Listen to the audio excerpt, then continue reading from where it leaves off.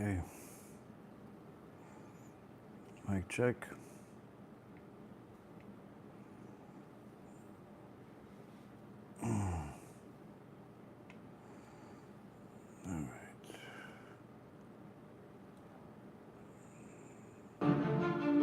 This is the fight. We've been commanded to face a war that echoes through time. Amalek's shadows may rise, but they will never succeed. All right. Amalek came without fear of Hashem, striking the weak again and again. No mercy shown, their hearts so cold, denying the truth our fathers told. But we remember, we never forget. The battle's not over, not finished yet. It's not just a war with sword and shield, but a fight for truth we cannot yield. Hold your ground, feel the weight of destiny. We fight Amalek, we fight their lies. They try to cool what never dies. The fear of Hashem they try to erase, but we stand strong, we hold our place. It's not just a nation, it's a way that fights our Torah every day. But with his truth we'll stand tall until Hashem defeats them all. Amalek lives in Get the music on our music channel. It's called Tshuva Music. It's also on Spotify, iTunes, kosher music. That's fun too. They try to hide those who reject Yerushalayim, spread their doubts like waves climbing. But we rise up with Torah's might to fight their darkness, bring the light. 30 seconds. Stand ready, the truth is our weapon. We fight Amalek, we fight their lies. They try to cool what never dies. The fear of Hashem they try to erase, but we stand strong, we hold our place. B'Shem Hashem na'aseh v'natzliach, Shiur Torah, Bruchim Habayim. We are back here on our Wednesday night Stump the Rabbi, where after some Divrei Torah, Bezrat Hashem, you guys will ask some questions, and Bezrat Hashem HaKadosh Baruch Hu will give us the answers. Tonight's Shiur is going to be for the Refuah Shlema, Tzlacha Rabbah, and Big Mazal Tov to Rabbi Ephraim ben Shulamit, Rabbanit Sarah bat Anat, for Rabbanit Levana bat Sarah, Sarah bat Levana, Avi Mori David ben Esriya, Imi Morati Doris bat Jora, and all of Am Yisrael and all the righteous Noahites that continue to learn with us, continue to support anyone that wants to help us, help poor families in Eretz Yisrael for this upcoming holiday of Shavuot, can donate on the campaign, the Shavuot campaign that we have. We need to raise as much money as possible so we can help as many families as possible.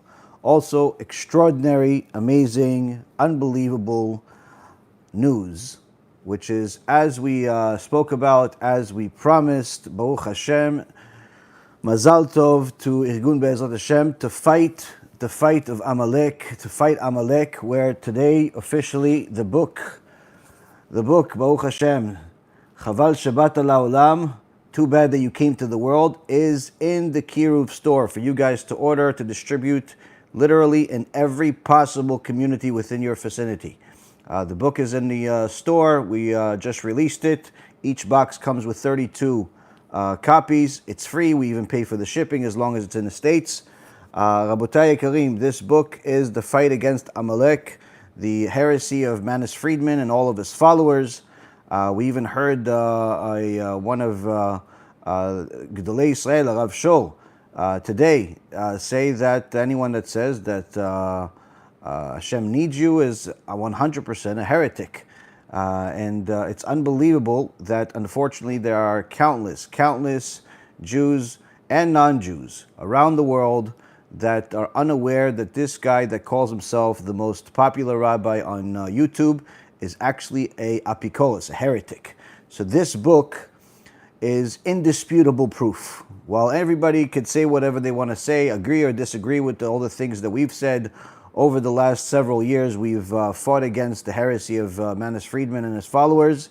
No one can dispute the writings that are in this book. This is the Torah way. This is the way that, Baruch Hashem, you could see how every single line in this guy's book that he wrote, which he called I Didn't Ask to Come to the World, Lo Bikashti Lavo La'olam, every line is analyzed, countless videos and speeches are analyzed, and they're compared to the halacha, they're compared to the writings and the speeches of the Lubavitcher Rebbe, they're compared to Gdolei Israel, and you see literally, without a shadow of a doubt, that Manis Friedman is a heretic, like we've said countless times over the years, but this book is going to eliminate any doubt anybody has. It's only in Hebrew, Baruch Hashem, so please, get this book to your community. Give it to your rabbi. Give it to the members of the Keilah.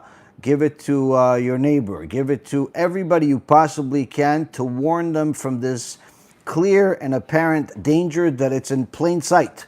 Because unfortunately, many people look at the exterior and think that that means that the interior is good. And the reality is it's quite the opposite in this case. And Baruch Hashem, this is years in the making, and now it's available and it's free. You can get a box of 32 books to distribute in your community. If you want to distribute more, by all means, let us know. And B'ezrat Hashem will do whatever we can. First come, first served. There are tens of thousands of copies that are going to be distributed in Israel, in America, and B'ezrat Hashem, and other places. Also, in addition to that, Baruch Hashem, we also have a newly developed Tikkun Abrit / AI Rabbi package. Comes like this, about 12 kilos, a little heavy. Opens up just like this, Rabbatai.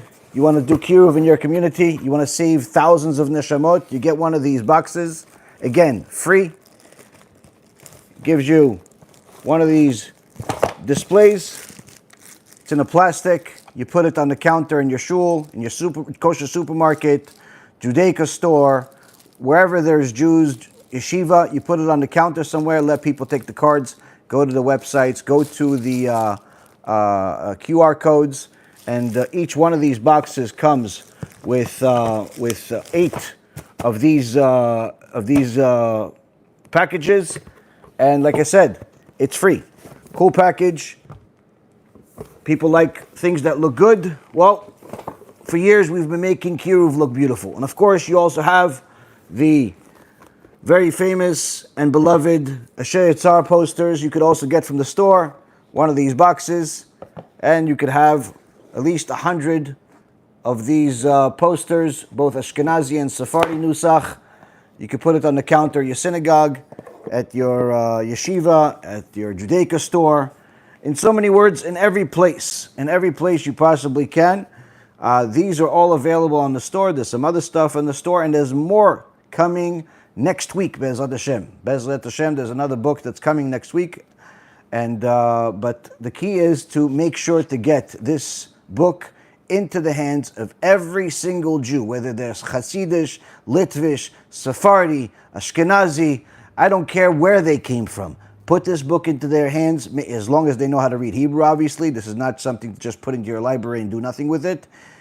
Get this into the book, do shiurim about it, make sure your community is aware of what's in this book, because once you are aware of what's in this book, you will run away from anyone who even looks like Manis Friedman. Needless to say, speaks like him, like some of these other heretics that have been following in his footsteps in different places. So, Rabotai Karim, that's the special announcement. And of course, reminder for everybody who hasn't had the privilege of subscribing to the AI Rabbi app that is answering countless questions every single day. Subscribe to the AI Rabbi app. There's also a special deal for a year membership. I think it's coming out in the next few days. If it's not out, I think it's already out now. where you get like a 20 or 30% discount. In so many words, lots of good stuff to help Am Yisrael, to help the world get closer to HaKadosh Baruch Hu.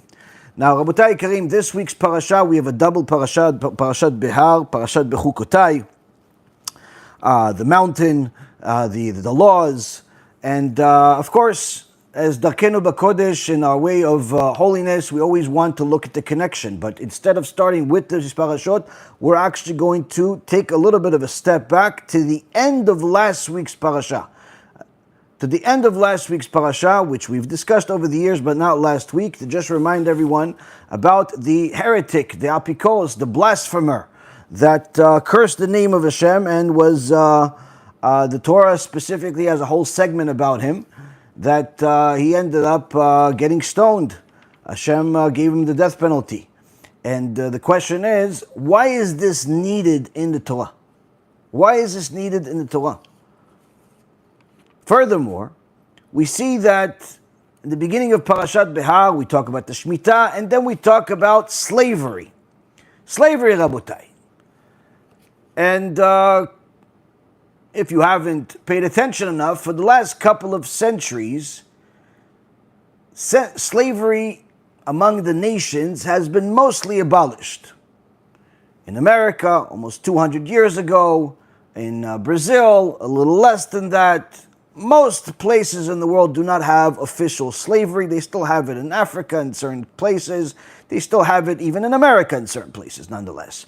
But generally speaking, slavery is frowned upon. And while it remains frowned upon by many, the Torah's version of slavery in this world is very different. In fact, it's a world of difference from what the nations consider slavery and what they've done over the years. Tonight we're going to dig a little bit deeper into what the Torah says to do with slavery, in order to help us understand who is truly a king and who is a slave. This, of course, will be followed by your questions, and we're going to take another step to get closer to the King of Kings. And as we've said, last week's parasha ended off with a bang where a blasphemer was removed from the world. This week's parasha talks about the Jubilee year, then about slavery, and then if that wasn't enough, we then go into punishments. Parashat Bechukotai. For all those ignorant people that do not think that Hashem punishes, there's no punishment in Torah, or that Hashem loves everyone the same, no matter what. Apparently they haven't read the Torah. Needless to say, they haven't read Parashat Bechukotai, because if you actually understand the basic meaning of what's being said there, you start shaking. And if you don't shake, you should check yourself into a hospital. Perhaps you're not in this world anymore. What's the connection, Rabotai? What's the connection of all of this? Well, Chazal tell us that in regards to the story of the heretic blasphemer, one of the reasons why HaKadosh Baruch Hu made sure to put this in the Torah is for the same reason of why there are segments of the Torah like Parashat Bechukotai and countless other places in the Torah where HaKadosh Baruch Hu intentionally scares us to death. Why? Leman yir'u v'yirau, in order for them to see and be afraid. In so many words, HaKadosh Baruch Hu has a vested interest to keep us afraid. And after we learn about the Shemitah and the slaves, we see that this is different. What is this relevant to today? We can understand that the laws of the violating Shabbat still relevant today. We can understand that the laws of the Shemitah still relevant today. But slavery has been abolished. Shouldn't we stop talking about it? Anytime you do talk about it, people make funny faces. Well, let's see.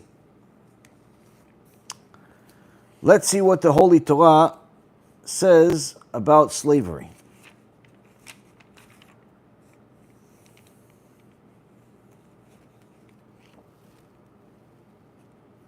Well, first, HaKadosh Baruch Hu tells us that as part of this Jubilee year, one of the things we need to remember is that the world is Hashem's, not ours. Therefore, property that was bought by one tribe from another tribe is returned after 50 years, the Jubilee year. As Hashem says in chapter 25, verse 23, the land shall not be sold in perpetuity, for the land is mine. What does that have to do with slavery? Because Hashem says the same thing about the slave. In fact, HaKadosh Baruch Hu teaches us how we are to treat each other. Giving us some examples in chapter 25, verse 35, says if your brother becomes impoverished, loses all of his money, and his means falter in your proximity, you shall strengthen him, proselyte or resident, so that he can live with you. Meaning you see your fellow Jew struggling, can't make ends meet, is getting thrown out of his house, you are now obligated to help him, if it's within your means. Yeah, but I want to take a vacation with that money. Okay, cancel the vacation. Why? Hashem put him in front of you in his disheveled situation that he's in for a reason. Because you're the one that can help him. Okay, so maybe I'll make some money out of it, I'll charge him some interest. No, Hashem says. Verse 36, do not take from him interest and increase. And you shall fear your God, and let your brother live with you. In so many words, you're doing it for free. You lend money for free. Whether you want to lend him a lot, lend him a little, point is, free. There's no money-making opportunity here. Why? I am Hashem your God who took you out of the land of Egypt to give you the land of Canaan to be God unto you. We see that there are many places where HaKadosh Baruch Hu takes this verse out and reminds us that He took us out of Egypt. Whether it's the Shema Yisrael, or it's Pesach, or it's don't lend money with interest, or slavery, and many other situations where HaKadosh Baruch Hu reminds us He took us out of Egypt. What about if there's a situation where you could do slavery, where it's allowed? Hashem says, if it's your brother, meaning it's your fellow Jew, that has become impoverished with you and is sold to you, you shall not work him with slave labor. Like a laborer or a resident shall he be with you.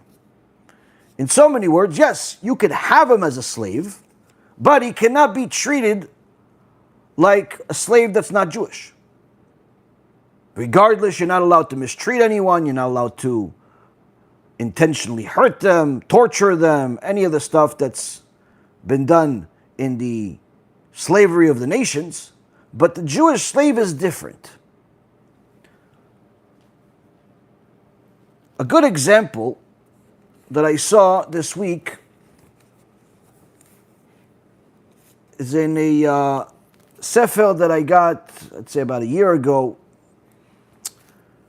from Rabbi Deutsch, the Living Torah Museum. And he has interesting commentary on every parasha, where different things that are relevant to history. And in this week's parasha, he first and foremost discusses the reality of Jewish slavery and how different it is from the nations. There are certain halachot that restrict us from giving this slave, this Jewish slave, certain type of work that will embarrass him. You can't make him tie your shoes or bring your stuff to the bathhouse. These are things that will embarrass him. Yeah, but he's a slave. I bought him. He's a Jew. Yeah, but I own him. The owner of a Jewish slave is not allowed to order his slave to perform tasks that have no useful purpose, just to show him who's the boss, or to keep him busy. He can't tell his Jewish slave to just keep digging around until he gets back, so you know he's not stealing anything, and just keep him busy. Or just to tell him what to do and show off that you're in power. Can't do stuff like that.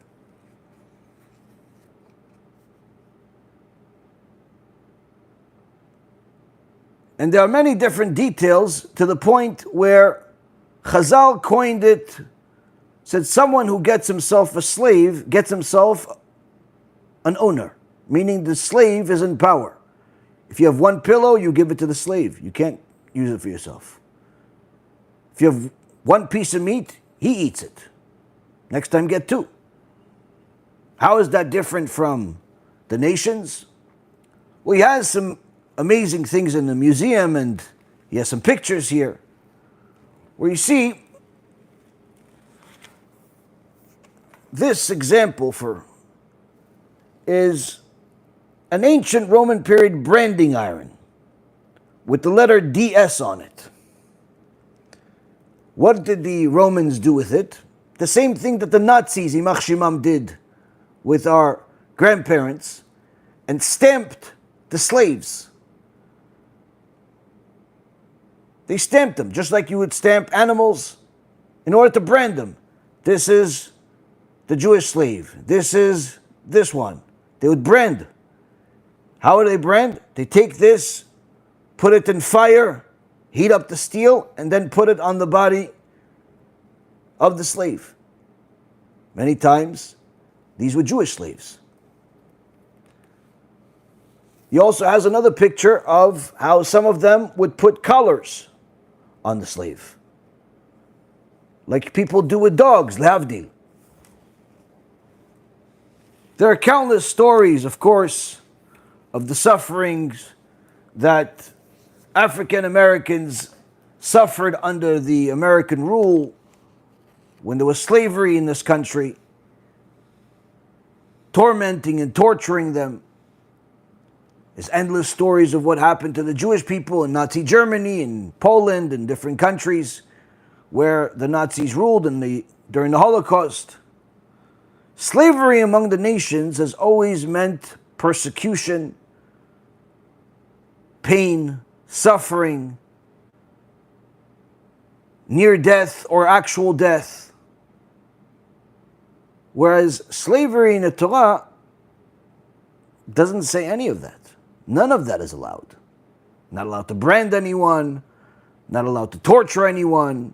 In fact, if you hurt them, you have to release them. So slavery in the Torah is very much different. Why? Hashem says this all has to do with fearing God. But he's my slave, I bought him. Paid 10 grand for him.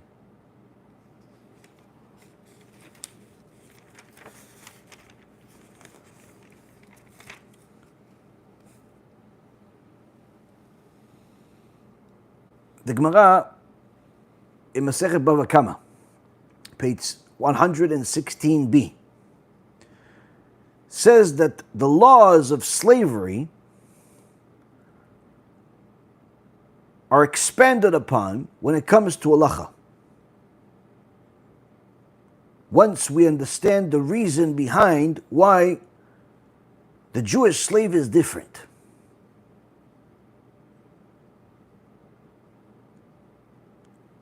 To such an extent that not only are they applicable today, because the Torah doesn't change, but in fact, they're relevant to every single person that has a business and has employees. And the Gemara says, we see that HaKadosh Baruch Hu gives us in this parasha a couple of times the reason behind why you cannot torture, insult, embarrass this Jewish slave. In verse number 42 in chapter 25, says, "For they are my servants, who I have taken out of the land of Egypt. They shall not be sold in the matter of a slave. You shall not subjugate him through hard labor. You shall fear your God."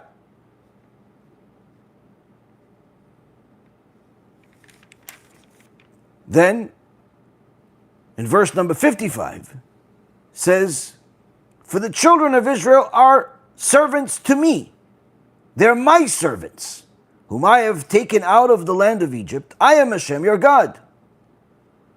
And Chazal says, simply put, a Jewish slave is only a slave of whoever owns him temporarily. Because really, he and his owner are Hashem's slaves, are Hashem's servants.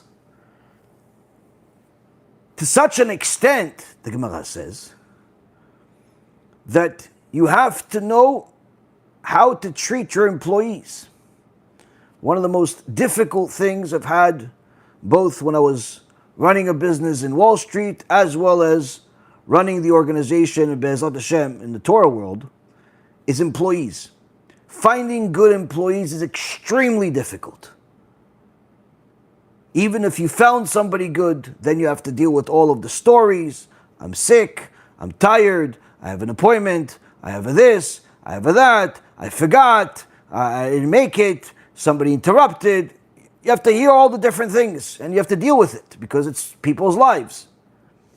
But the same token, you want stuff done. But you have to try to find the people that are both talented and have the least amount of baggage, which is almost an impossible task. Needless to say, the halacha here pertains to the Jewish employees. How so? Chazal says that a Jewish employee cannot be treated like he's your slave, like he's your servant. In fact, the Shulchan Aruch in Choshen Mishpat, the section that talks about the halachot of having workers, 333, in Seif 3, 3, says what the Gemara in Masechet Bava Kama says. Let's say you have found an employee. You tell him, listen, I want you to fix my roof, and after you finish fixing it, I want you to take care of the walls, and after that, take care of the yard, and da-da-da-da. How much? Oh, $2,000. Okay. Here, you give the guy the money ahead of time to give him the boost. He said he needs the money, he needs the work, that's why he's willing to do this work for you. He needs the money. Okay, so you pay him. The guy does what unfortunately happens often. Halfway through the day, he's supposed to work, let's say, 15 hours to finish this job. 7 hours later, so okay, I'm going home. What do you mean you're going home? You didn't finish. I told you the roof and the wall and the yard and this, and that's I paid you ahead of time. Yeah, I understand. I'm going home though. What do you mean you're going home? You need to finish the job. No, I'm going home. I'm done. I'm finished. I don't want to work no more. What, so you're going to finish tomorrow? No, I'm not finished. I'm done. I'm finished. I can't do it.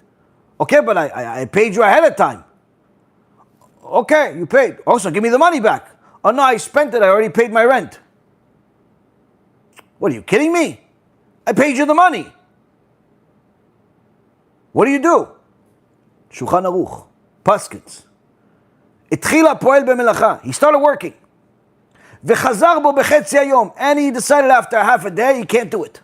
Doesn't want to do it. Whatever it is. V'afilu kvar deme schiroto. You already paid him. Ve'en beyado leshalem leba'al habayit. And he doesn't have the ability to pay you back. You already paid his rent. You already sent it to his family in Israel. Yachol lachzor bo v'hamaot chov alav. He's allowed to do that, and he's just going to have to pay you back the money. What do you pay back? Tomorrow pay me the money? No, he doesn't have. So when he's going to pay the money? He says, oh, listen, Mr. Reuven, I can't work. I can't do this anymore. It's too much for me. It's too hot. Florida is like Gehenum. I can't. I'm used to normal weather. So I'll pay you back. When are you going to pay me back? I'll give you payments. I'll send you $10 a month. What do you mean $10 a month? I give you $2,000. $10 a month, it's 1,000 years before you pay me back. Listen, I could do that. I could pay you $10 a month, and just make sure you don't deposit the check before the first of the month, because then it's going to bounce and the bank charges me a $25 fee and I don't have the $25. Hey, Habibi, I hired you to work here. Why don't you just do the work? No, I can't. It's too much for me. It's too hard. I thought I could fix the roof. I thought I could fix the garage. I thought I could fix all. It's too much for me. It's too hot. I can't do it. I'll pay you back though. Shulchan Aruch says, allowed. Why? Why? Why is he allowed? What kind of corruption is this? It's not corruption. Says the Shulchan Aruch, as the Gemara says, Ki li bnei Yisrael avadim. They use the verse in this parasha because Bnei Yisrael, Am Yisrael, are my servants, Hashem says. They're mine. I've taken them out of Egypt. I am Hashem your God. Meaning, this is a Jew. He's my servant. He's not yours. He's not a servant to another one of my servants. In fact, the Rama expands upon this and says, this is also the reason why if someone wants to get a job and the guy says, listen, I need you to come work in my building in Dubai for 3 years. 3 years, I pay you $100,000, but you have to be there for 3 years.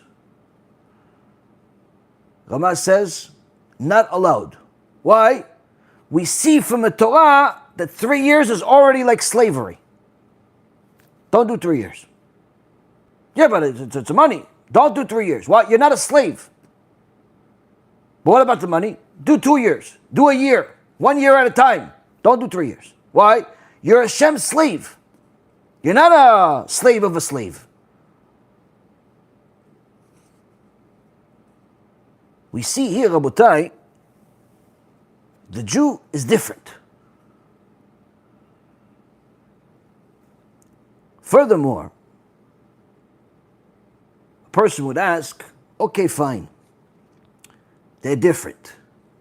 But you said in many lectures that everything that Hashem does is good, and everything, what good could possibly come out of slavery?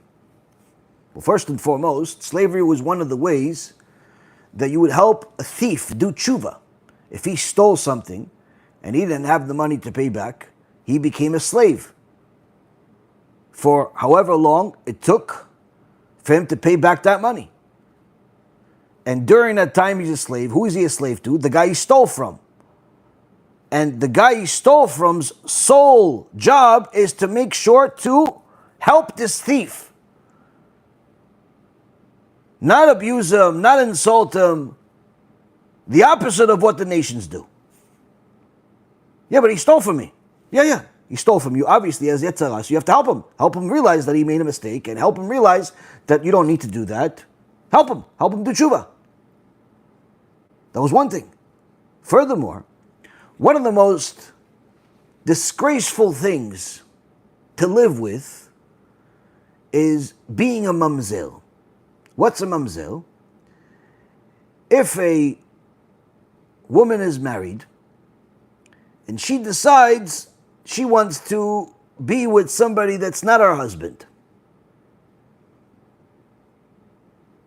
And she makes the mistake of doing that, and a baby is born from that.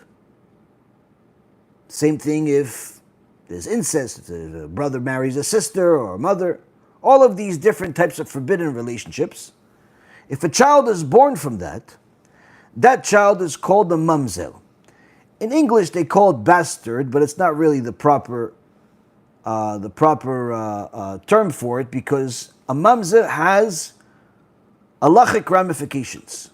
A mamzer is not allowed, even though he's Jewish, the mother's Jewish, even though the father could be Jewish, not Jewish, could be whoever he is, the mother's Jewish, the kid is Jewish. But needless to say, if this child came while she was married to somebody else, even if she wasn't living in the same house with him, let's say she was married and then she ran away. She decided to run away to Atlanta. She ran away to Atlanta, and she decided that she wants to have a new husband. And the new husband didn't know that she's already married to somebody else she ran away from. And he has a kid with her. Guess what? That kid is a mamzer. Being a mamzer changes his status forever. Why? He's not allowed to marry a regular Jew. He's not allowed to marry a regular Jew. There are two people he can marry. He can marry another mamzer, someone else that had similar wicked parents, or he can marry a convert. Now, what happens if they have kids? Their kids are also mamzerim. Wait, so you're telling me that the kids are going to have to stay with this curse forever? Almost. Why almost? Because the Chachamim say one of the permissions the mamzer also has is to marry a maidservant, to marry a slave, non-Jewish slave. Why would he ever want to do that? His situation's already bad enough. Everybody knows his mom cheated on the father, the horrible situation. Why? Or his father cheated on the mother, whatever it is. Everybody knows this guy's a disaster. This guy, he didn't even do anything. He was born already into the world with problems. Imagine, you're born into the world, you owe $10 million. So what are you going to do? I don't even know how to balance a checkbook. That's the way, buddy. Okay, so I can't fix myself, but can I fix my kids? Yes. Marry a Goya. What? I thought it's forbidden. Listen to this. Chachamim say, and actually Rav Sternbach recently spoke about this, and they said, yes, this is the halacha applicable today. It says, if this mamzel goes to a country that still has slavery, so you'd have to go today to Africa. Different parts of Africa still have slaves. Over there, buy for himself a slave, a woman slave, a maidservant. Then, he's married that slave, has a kid with her. Now, according to halacha, she's not Jewish. The child is her kid, it's not his kid. Biologically, it's his kid, but spiritually, it's not his kid. The kid's not Jewish. And guess what? The kid is also his slave. Because whatever is hers is his. She's a slave. Once he has that kid, the non-Jewish kid, he frees him from slavery, and that kid automatically becomes Jewish. And thereby using slavery to free the mamzer, his lineage, his descendants, from this curse they've had upon them. The kid is considered a Jew just like you and I. He's not considered someone that is the son of a mamzer. No. He's considered 100% a Jew. He can marry whoever he wants in the Jewish world. Because he was born to a non-Jewish woman, he's a slave. As soon as he's freed, he becomes Jewish. That's one of the ways that a mamzer can fix their bloodline.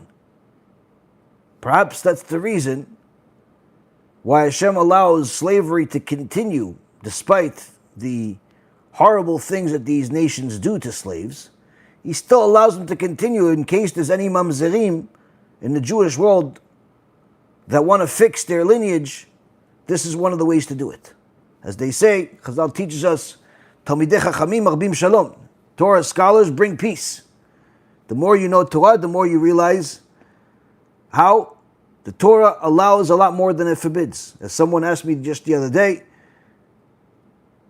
what does he do if he has allergies? Can he take I think it was Benadryl?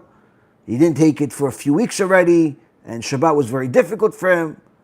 And I explained to him, the medicine that the sages are talking about that's forbidden is curing. When you take allergy medicine, it's not curing you. It's not considered a cure.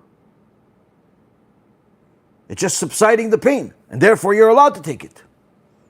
And he says to me, wow, the more I learn Torah, the more I realize how so many more things are allowed than I thought. Now back to the equation at hand.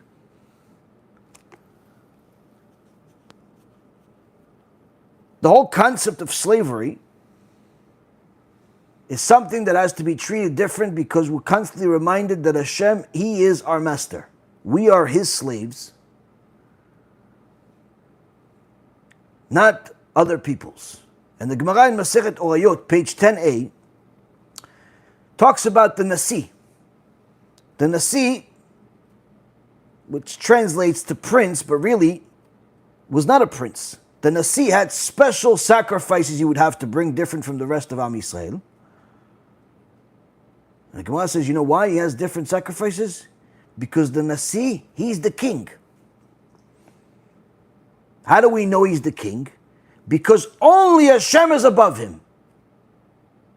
And anyone that has only Hashem above him, that's a king.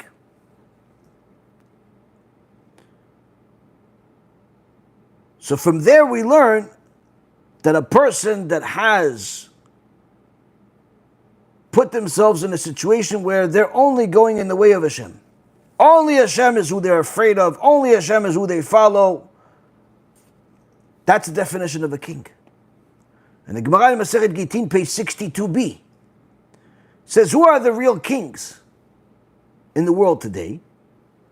Says Torah scholars, Talmidei Chachamim, they're the kings. Why? For the very same reason we said before. Because the real Torah scholars, they only follow Hashem. They don't follow the money. They don't follow the reputation of the opinions of people, the likes, the dislikes. No. They follow Hashem. Only He is above them. That's why they're the kings. And in fact, anyone can become a king if only Hashem is who they follow. The problem is that while many people say, yeah, I only follow Hashem, I don't follow the idolatrous religions, I don't follow this, I don't follow that. Yes, but sometimes you may not follow idol worship, you may not follow heresy, but sometimes Hashem is not your only king. You believe that Hashem is your only king, but you follow Him to a point where you're willing to do the mitzvah, you're willing to go, you're willing to learn, until it comes to money. Once there's money involved, no. Listen, I got to go make money. I got to go make this investment, and then I'll come back to Hashem. Or, listen, I love Hashem, everything for Hashem. Okay, so why don't you use the money that Hashem gave you and help us publicize more Torah? You have a few million. Use a big part of it. You don't need all of it. Use it so we can publicize more Torah. Listen, I'll give $100. What $100? What are we going to do with $100?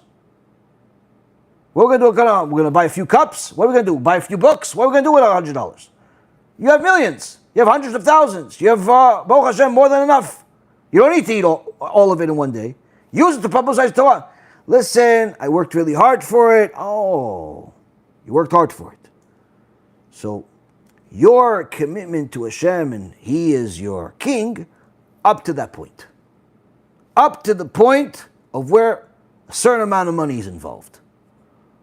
To other people, it could be something as simple as ice cream, where they follow Hashem, they go to the shiur, they see the rabbi is there, but then they hear ding, ding, ding, ding, ding, ding, ding, ding, ding, ding, outside the ice cream truck. Ooh, they're like a little kid. Run out of the shiur while the rabbi is speaking. Why? They want to get ice cream. Hey, first of all, it's insulting what you just did. You just walked out of a shiur Torah. Second of all, you're going to go buy ice cream. It's going to take you 5, 10, 20 minutes. Yeah, but I really want an ice cream. I'm hot. But don't you love Torah? Yeah, of course I love Torah. Don't you love Hashem? Of course I love Hashem. So that's your point. Your red line is ice cream. Some people, their line is immorality.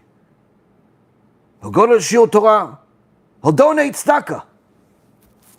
But he can't help himself. He has to look at immorality, the pornography and the filth of the world. At least once, twice a week. Or he cheats on his wife, or she cheats on her husband.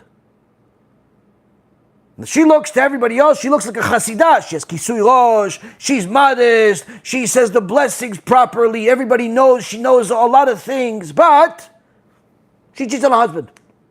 She commits immorality. She walks around not modest, sometimes. She's really, really modest, but sometimes if there's a party, she's invited to some bar mitzvah, bat mitzvah, wedding, she forgets modesty in the closet. She goes there looking like she's part of a different nation. So for those, they love Hashem. Don't think for a moment that they don't love Hashem. You ask them, you love Hashem? Of course I love Hashem. You love Torah? Of course I love Torah.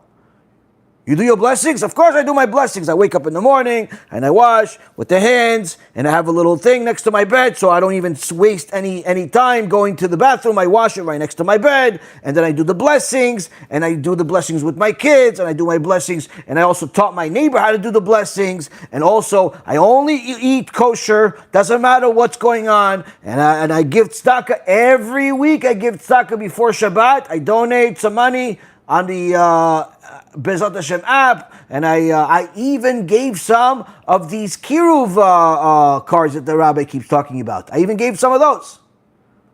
Wait, so you give tzedakah, you say blessings, you watch Shiur Torah. So I don't understand. So how come when it comes to modesty, you leave it in the closet and you forget about modesty for a few hours or a few days? How come? Listen, I don't want to look, so this, I feel embarrassed, so you love Hashem, but up to a point. Up to a point. Sometimes, people love Hashem. They watch Shiur Torah, they read the books, they give tzedakah, but somebody said something in the Keilah that hurt their ego a little bit. And they declare war on that person like they are Zera Amalek. You tell them, listen, you're a religious person. Relax. Stop it. Enough. What are you treating your fellow Jew like he's your enemy? No, he's my enemy. He insulted me. Whoa, what's the matter with you? What's the matter with you? No, you don't understand. You didn't get this, you didn't get that. And they have all of the reasons in the world of why their ego was hurt. Oh, she looked at me some funny way, and I know she's thinking in her mind that I did this. How do you know what's in people's mind? What are you, psychic, psycho? What are you? No, but you don't understand. In reality, Chachamim understand perfect. Ego. Ego. Similar to what I said to a young man. Came to me. He said, listen, Rabbi, Baruch Hashem, I've changed everything, watching your shurim, and I found a girl. I've been dating her for 7 months. Already I know he hasn't changed everything. What do you need to date somebody for 7 months? And how can you date for 7 months without making endless amount of sins? But nonetheless, okay, fine, no, okay, so you changed everything. So you found the girl. So get married. No, listen, Rabbi, she's really a good girl. Wonderful girl. Okay, so get married. Yeah, there's one problem. I don't know because, she has like a thing, like she wasn't always, and and you always were? No, I also, but still, it's like, it's like a man, he wants to have something that was never touched, and it's not pure. I don't know. I said, no, I know, I can tell you the answer. So what do you think? What do you think I should do? I said, you should watch my series of Igeret Ramban, and hopefully after you watch the whole series once or twice, you'll eliminate that ego of yours. Oh, that's what it is, Rabbi? 100%. It has nothing to do with the girl. You could have gotten Sarai Menu. You have too much of an ego, she won't be good enough for you. You have a big ego. And that's where your line is. And many times people are willing to throw the entire Torah into the garbage for ego. Oh, he said this to me. I can't believe he answered me that way. I can't believe he didn't answer me on time. I can't believe this. Ego. And people are willing to destroy their relationship with HaKadosh Baruch Hu just for their ego. But in their mind, they're closer to Hashem than ever. Why? Because their closeness to Hashem is superficial. It's under their terms. In so many words, they say, I love you, Hashem, but I also love ice cream. I love you, Hashem, but I also love money. I love you, Hashem, but I also love my ego. I also love food. I love you, Hashem, but I also love something else. They follow HaKadosh Baruch Hu, but to a point. To a point. Rav Daniel Zer, Shichyeh, years ago, said there are healthy relationships and sick relationships. We see that Shlomo HaMelech in Song of Songs in chapter 2, in essence, it is talking about the relationship between Am Yisrael as the woman to Hashem, the husband. And in chapter 2 of the Song of Songs, she says, oh, I love you so much. I have such great desire. I can't live without you. I'm sick from the desire that I have for you. That's how much I miss you. Sounds great. Who doesn't want such a woman? Is there a husband on planet Earth that doesn't want his wife to always want to be next to him and love him and cherish him? It's great. Until this seemingly healthy relationship turns really sick. When? The next chapter, chapter 3. Where Kadosh Baruch Hu says, okay, my dear, my beloved, I'm here, I'm at your door. And she says, oh no, I'm already tired now, come back another time. Wait, didn't you just say you've grown sick from how much you miss me and you desire me? I came. And you're telling me, no, you're already in bed and you're comfy in your blankets and your teddy bear's next to you, and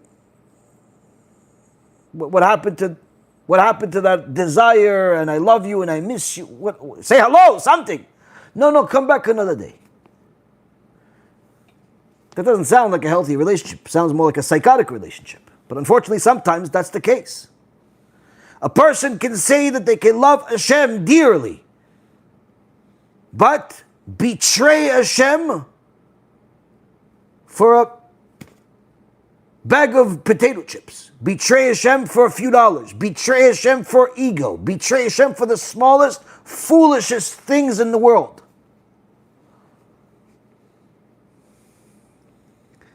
And the reality is, Rabotai Karim, the Gemara tells us to be a slave is something that can happen to somebody, but they're never a slave of a man forever. They're only a slave of Hashem forever. But who wants to be a slave? I want to be a king. Okay. Well, since you're not the Nasi, you can't be a king as a Nasi. Perhaps you're not a Talmid Chacham, so you can't be a king because you're Talmid Chacham. But the Torah still left you an opening where you can be a king. How can I be a king? Only follow Hashem. That's who dictates your life.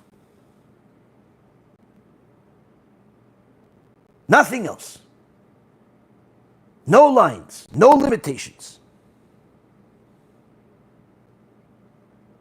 Because once you have limitations, that means that the relationship has limitations. There's a funny story that you can learn a lot of Musar from, that I've heard at least half a dozen times or more from my Rav, but each time it's a new lesson.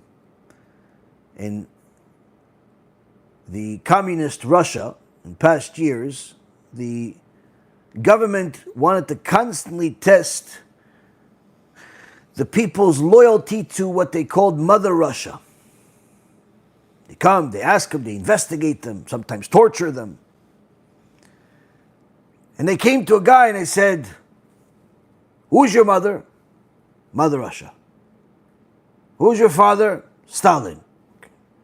So, if Mother Russia wants to take all of your fields, you give it to her? You give it to her. Mother Russia wants all of your gold. You give it to her? Give it to her. Every bit of it. Mother Russia wants all of your vehicles. You give it to her? Give it to her. No problem. Mother Russia wants all your chickens too. You give it to her? Absolutely not. No! Chicken's mine.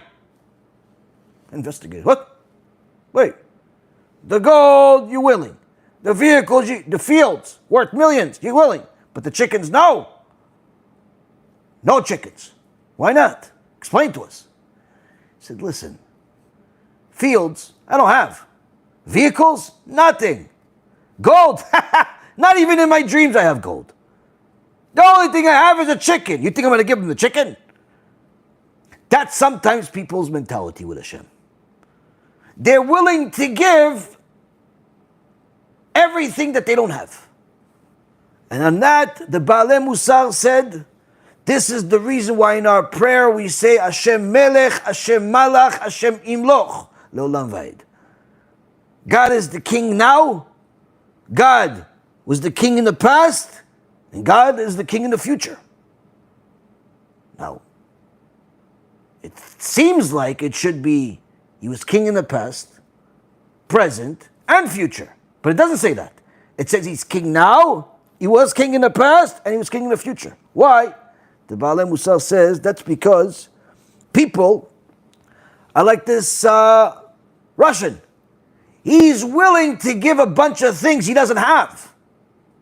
But the one thing he has, not willing to give. So they don't mind giving the past. When God was the past, yeah, he was the king in the past, no problem. Hashem Melech, Hashem Malach, he used to be king. Sure, before I was born, for sure he was the king. Created the world, all the miracles, absolutely. Hashem Yimloch, king in the future, absolutely. Yeah, he's the one who's going to bring blessings to the children and the grandchildren and the descendants, and yeah, absolutely. What about Hashem Melech? What about now? He's king until let me finish doing what I was doing. I was just about to do some corrupt business that Hashem doesn't like. So he's not king right this second, but I'll finish later, okay? He'll be king in the future. They're willing to have Hashem as their melech, as their king, but not now. And the question is, do you want to be a slave or a king? If you want to be a slave, you continue with the limitations. You could be a slave to your ice cream. You could be a slave to money. You could be a slave to immorality. You could be a slave to idolatry. You could be a slave to people. There's no end to the amount of owners that would be happy to have you as their slave. But if you want to be a king, then at the very least understand how to get there. If you're willing to glorify and make HaKadosh Baruch Hu king over you, then you can be a king. The more you have him as a king over you, the bigger the king you become. Are you willing to make the sacrifice for Hashem today, or only in the past and in the future? I'm going to donate when I have more money. But you have now something, no? So you can donate whatever you can now. Listen, I used to have a lot of money. If I still had that money that I used to have, I would give. But I don't have that much. I have only a little bit. Once I have more in the future. Oh, so you're willing to donate what you don't have from the past, and you're willing to donate what you don't have in the future. But today you're not willing. Today you're not willing to make Hashem king. And that's the problem. If a person is not going to make HaKadosh Baruch Hu his king or her king today, that means they have a different king. And that's why Rabbi Shlomke of Zvil said to a person, listen, a guy came to him and says, listen, I made a lot of sins. Is there hope for me? He says, absolutely. You're not there yet to make Hashem 100% king. No problem. But at least don't make the Satan king. He says, how am I making the Satan king? He says, the next time the Satan comes to you, 5 minutes from now, trying to make you angry, 10 minutes from now, trying to make you steal something, 20 minutes from now, trying to make you look at something immoral, a day from now, trying to make you believe heresy, a week from now, trying to make you do some type of corrupt deal. The next time the Satan comes to you, don't listen to him right away. Don't act like a servant that does not have a choice. Don't listen to him right away. The moment you don't listen to the Satan right away, already he's not king over you. And perhaps that mitzvah will bring on another mitzvah, and eventually you'll get rid of him and actually have HaKadosh Baruch Hu as your king. With to him, you'll listen to right away. This, Rabotai Karim, are some of the lessons that we could learn, we could see. The Torah does not have one extra dot, needless to say, not one extra word or one extra sentence. We see that at the end of Parashat Behar, it talks about how the slaves, in so many words, person chooses a certain lifestyle. Person chooses a certain lifestyle and they can bring themselves slavery right to their front door. The owner of that slave should never fool themselves to think that that Jew is really their slave. Everyone belongs to Hashem. They just don't realize it. Then later on in Parashat Bechukotah, Kadosh Baruch Hu scares us to death with all types of threats of if we continue living our life as if Hashem is not our king, as if we don't need to listen to him, and we treat him with casualness. Why does he do all of this? For the reason of why Chazal explained the end of last week's Parashat Emor. Leman yiru v'yirau. Let them see it, learn it, and be afraid of it. And if they're truly afraid of it, they won't do it. This, Rabotai Karim, are the lessons.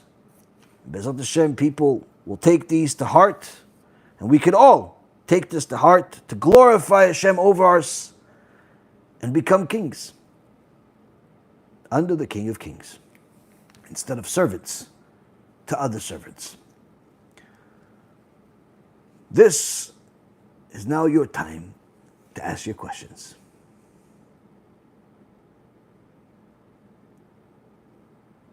Why do you guys visit Jerba every year? Can you explain to me? Well, I haven't visited Jerba in my entire life, but I know that Rav Mazuz, alav shalom, has an entire Jewish community in the area, built in Tripoli.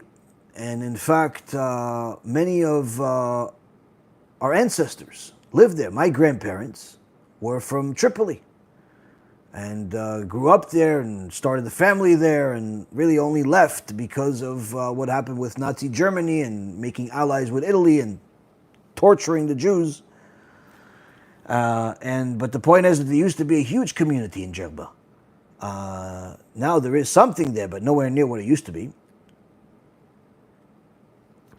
But many Sephardi Jews, especially those like myself that came from Tripoli, came from Libya, came from that area of the world, go back there because there's still Jews there, number one. And number two, there's also a lot of righteous Jews that were buried there.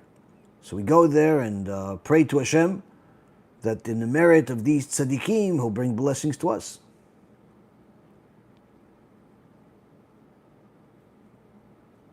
Yeah, yes, correct. Rabbi, how can you not be a wicked person? I don't want to sin against Hashem. Simple, like we said in the Shiur, by making Hashem a king over you, that means you'll be following Hashem. That means when you wake up in the morning, you're going to do what Hashem said to do. You're going to wash your hands, you're going to take care of whatever bodily needs you have. After you do that, you say thank you to Hashem for making your body work.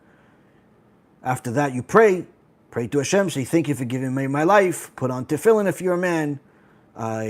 Start off your day with praying to Hashem. After that, you eat, but before you eat, don't be like the animals of the world that just gets to the food and eats. Think for a second, where did this food come from? The store, fine. Where did the store get it from? They got it from a factory. Where did the factory get it from? They got it from some farmers. Where did the farmers get it from? The field. Where did the field get it from? Hashem. Exactly. So the source of everything is Hashem. So say thank you that He gave you food.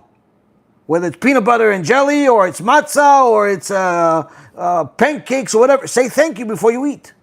Thank you for giving me food. You could be eating rocks. You could be eating sand, like Rabbi Eliezer ben Holkinus ate for 8 days. Because he didn't have money for food. But he didn't want anyone to know and end up not wanting to teach him Torah. So literally, he ate sand for 8 days. You're not eating sand, Baruch Hashem. The food that you eat, tasty. Before you eat it, say thank you to Hashem. Say a blessing. After you eat, go do whatever it is that you need to do. If you're going to go work, make sure that your job is an ethical job. It's an honest job. You're not stealing from people. You're not one of these corrupt businesses where you're selling people broken goods, and then when they ask for a refund because they realize that the what you sold them is garbage, you don't give them the refund. Don't be in one of those businesses. Be in an honest business. Why? Because Hashem is watching you. He can give you kosher money that is ethical and honest, but if you want to steal, He'll allow you to steal, but you'll get punished for it. Why would you steal if Hashem is willing to give it to you without stealing? So, your job, ethical job. After you finish your job, don't be like the people that waste their life living vicariously through other people's lives, where as soon as they get home, they watch sports, they watch movies, they watch other people's lives instead of living your life. Go home, if you have a family, spend some time with the family, and then start learning about Hashem. Learn His Torah, learn the weekly Torah portion, the weekly parasha, learn some halachas to know how to live like a Jew, learn some musar with us, which helps you learn how to behave, become a better human being. Try to dedicate as much time as possible to learning Torah, whether it's through the videos like this, or it's through books, or a combination, but try to do that as much as possible. Don't waste your life living a life that is watching other people live, where you're watching sports, so you're watching a bunch of other people playing. You're watching a bunch of people acting like other people for a movie. You're watching a bunch of people, posting their pictures on the internet. Why? Why are you living through other people? Live your life. Live your life. Once you got home, you spent some time with the family, you ate, you drank, of course, everything with blessings, you learned some Torah, pray to Hashem, get ready for the next day. The more you live your life in that structure, the easier it is to live a sinless life. Of course, everybody makes mistakes here and there, but generally speaking, if you follow the blueprint of the Torah, it becomes difficult to sin. The more you learn Torah, the more difficult it is to sin. Not because the desires disappear, because you don't have time. You don't have time to sin. You're busy praying, you're busy blessing, you're busy learning, you're busy trying to do whatever you need to do in order to make a living, stay with the family. There's no time to sin. And that's the key. Follow the blueprint of the Torah, the laws, the teachings, and you won't be a wicked person. You'll become a very righteous person.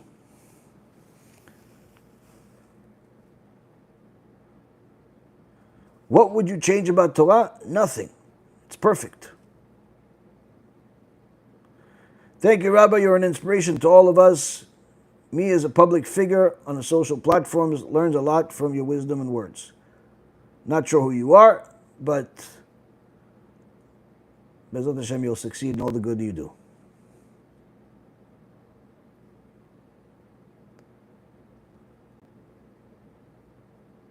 You didn't actually think that I believe that you are what your screen name says, do you?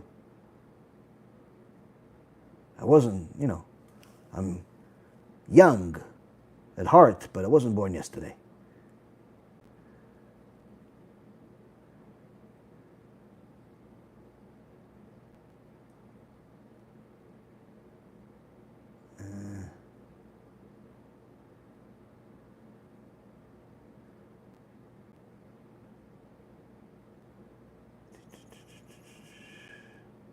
Okay. What's the importance of understanding what we're saying when davening? Do we have to understand every word? I see everyone around me, Americans who don't know Hebrew, praying with non-translated. Well, understanding every word is not necessarily just for people that Hebrew is a second language to them. If you go to shuls where the majority of the people are, the only language they speak is Hebrew, you're still going to find people that do not know what they're saying, because the Hebrew that is spoken and the Hebrew that is written as biblical Hebrew are two different languages. Same letters, two different languages. So just because you know how to speak Hebrew does not mean that you're going to understand everything you read. Now, should you understand everything you're reading? Sure, but it takes time, it takes practice, it takes effort. Certainly, during the time that you pray is not the ideal time to learn what you're saying. You're supposed to learn it before. Most of the prayer is from Tehillim, from Psalms. Try to understand what the actual meaning is. Maybe read some commentary on some of the verses. And over time, you'll understand more and more of what you're reading. But as far as the prayer still counts even if you don't know what you're saying. But needless to say, it's much better if you do know what you're saying, because the more you know what you're saying, the more you can connect to what is actually relevant to your life and how it affects you. Will I be punished for staying married to an unbeliever which prevents me from converting? You're already being punished.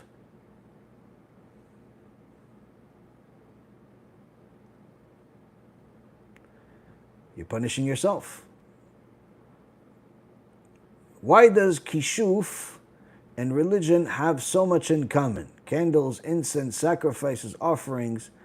And is it a sin to do it even if you know Hashem is the only power?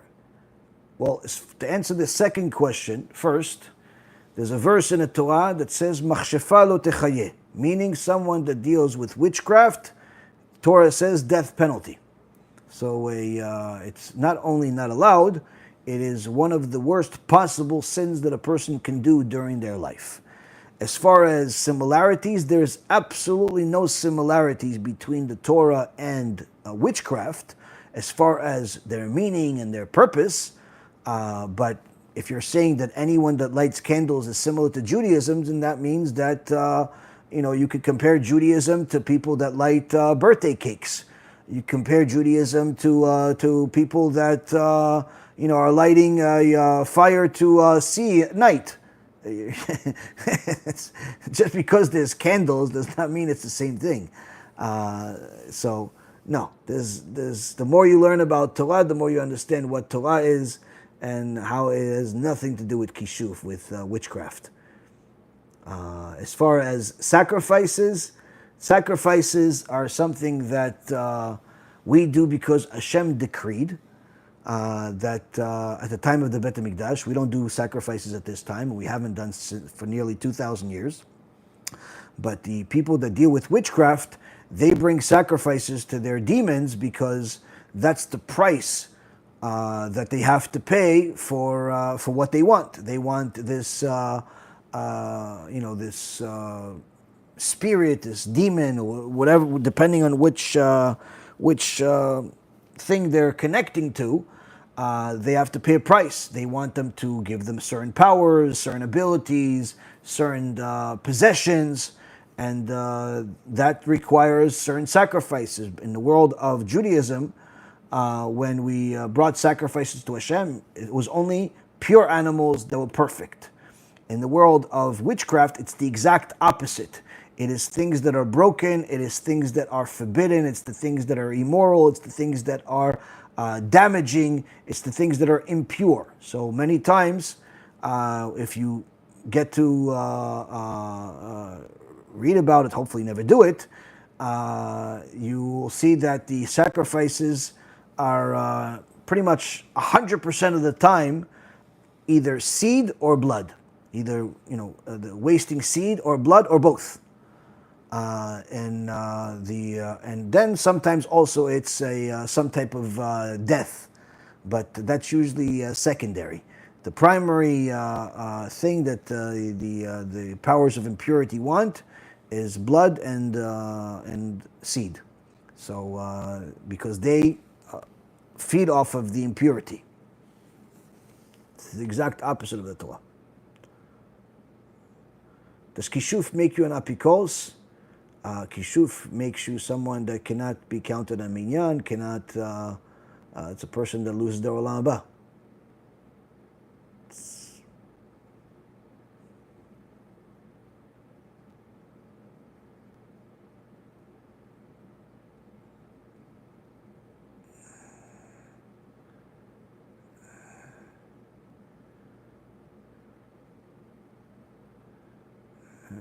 Thank you for the support, for those that are donating on YouTube and on the website. Appreciate it. Should non-Jews have a rabbi that they get to know and go to regularly for advice? Does this have to be a local rabbi, or can we just contact them online, such as by emailing them? Should a non-Jew have a rabbi? If they can get one that's good and it's honest and helpful, by all means. If they can, yes. But most rabbis are going to be very, very busy with helping Jews. So it's going to be very difficult for people to find enough rabbis to help them. The main thing is to learn as much as you possibly can. As far as getting guidance, certainly if you can get it, sure. I have many students that are not Jewish, and as well as many students that are Jewish. I try my best to help everybody that I possibly can, but I can't tell you that I can help everybody. There are certain times that people send messages and the messages go unanswered. Why? Because there's just too many messages. There's a lot. So not every rabbi is going to have as busy a life as I do, and not every rabbi is going to have the interest to help everybody. Some people are just going to focus on Jews because that's their priority. So the question is not should you, the question is really more could you? And if you could, by all means.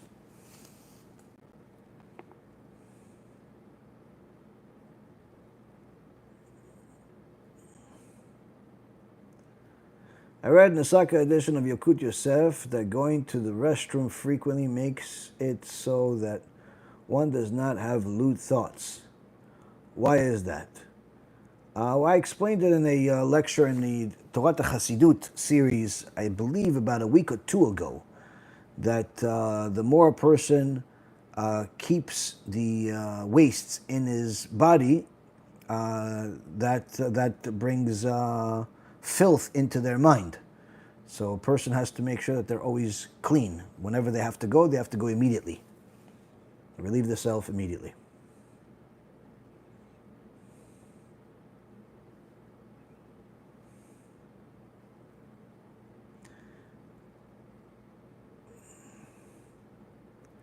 Sometimes a person is ashamed of giving so little. It happens to me. Well, I can tell you this. Hashem knows exactly what He gave you. And therefore, He judges you based on what He gave you. He's not going to judge you based on what He didn't give you. He's not going to judge you of why you're not giving $1 million when really all you have to give is $10. He's going to judge you on why you're not giving $10 because that's what you have. On the other hand, if you have $1 million and you're only giving $100, then He's going to judge you why you're giving only $100. Hashem judges us based on where we stand. So a person does not need to care about the amount or anything. One thing I would suggest and actually even ask you guys for, there are some people that are wonderful people that donate $10 and $20, and there's certainly, Baruch Hashem, people that donate $500 and $5,000. So Baruch Hashem, there's a lot of money needed for all the things that we do, and there's a lot more money needed for the things that we want to do. But there are some people that also donate literally as soon as they get, and they'll donate $2, they'll donate $5. For people that are donating smaller amounts, anything that's less than $10, my personal recommendation for them would be to, if let's say you could give, let's say $5 a week, wait 2 weeks and give $10.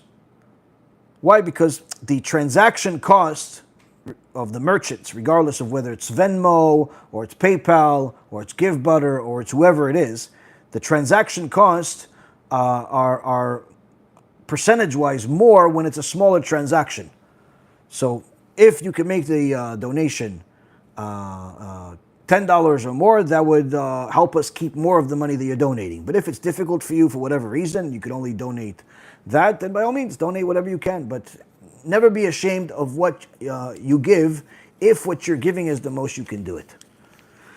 The only thing that a person should be ashamed of is if they're giving less than what they can give. They can really give 4,000, but they're giving 400. They should be ashamed. Why? Because they made money more important than God. They made money more important than Torah. And that's certainly something to be embarrassed of. But if you're giving the most you possibly can, by all means. Does Hashem decide on Shavuot how much passion one will have for Torah learning for the year? Obviously, one must keep in mind it's up to the individual to use his free will to study. No, as far as passion for Torah, that's based on effort. The more you invest into something, the more you're going to love it. The reason why mothers love their children more than the fathers typically, aside from the fact that the child was part of their body for 9 months, is even when the children grow up, the mothers are usually much more connected to the children than the fathers are. And the reason why is typically the mothers spend much more time with the kids and invest a lot more into the kids than the fathers do that are typically working and doing other things. And that's one of the places we understand, and the sages, I've spoken about this in different lectures and brought many sources, where the sages talk about how the more you invest into the Torah, the more you're going to love it. To have the sweetness of a Torah requires sacrifice for the Torah, which means to learn Torah when you don't want to learn Torah when you feel you can't, to learn Torah when it's difficult and impossible for you. That's what ultimately will bring you the sweetness of Torah. That is something that a person decides. for themselves based on their actions.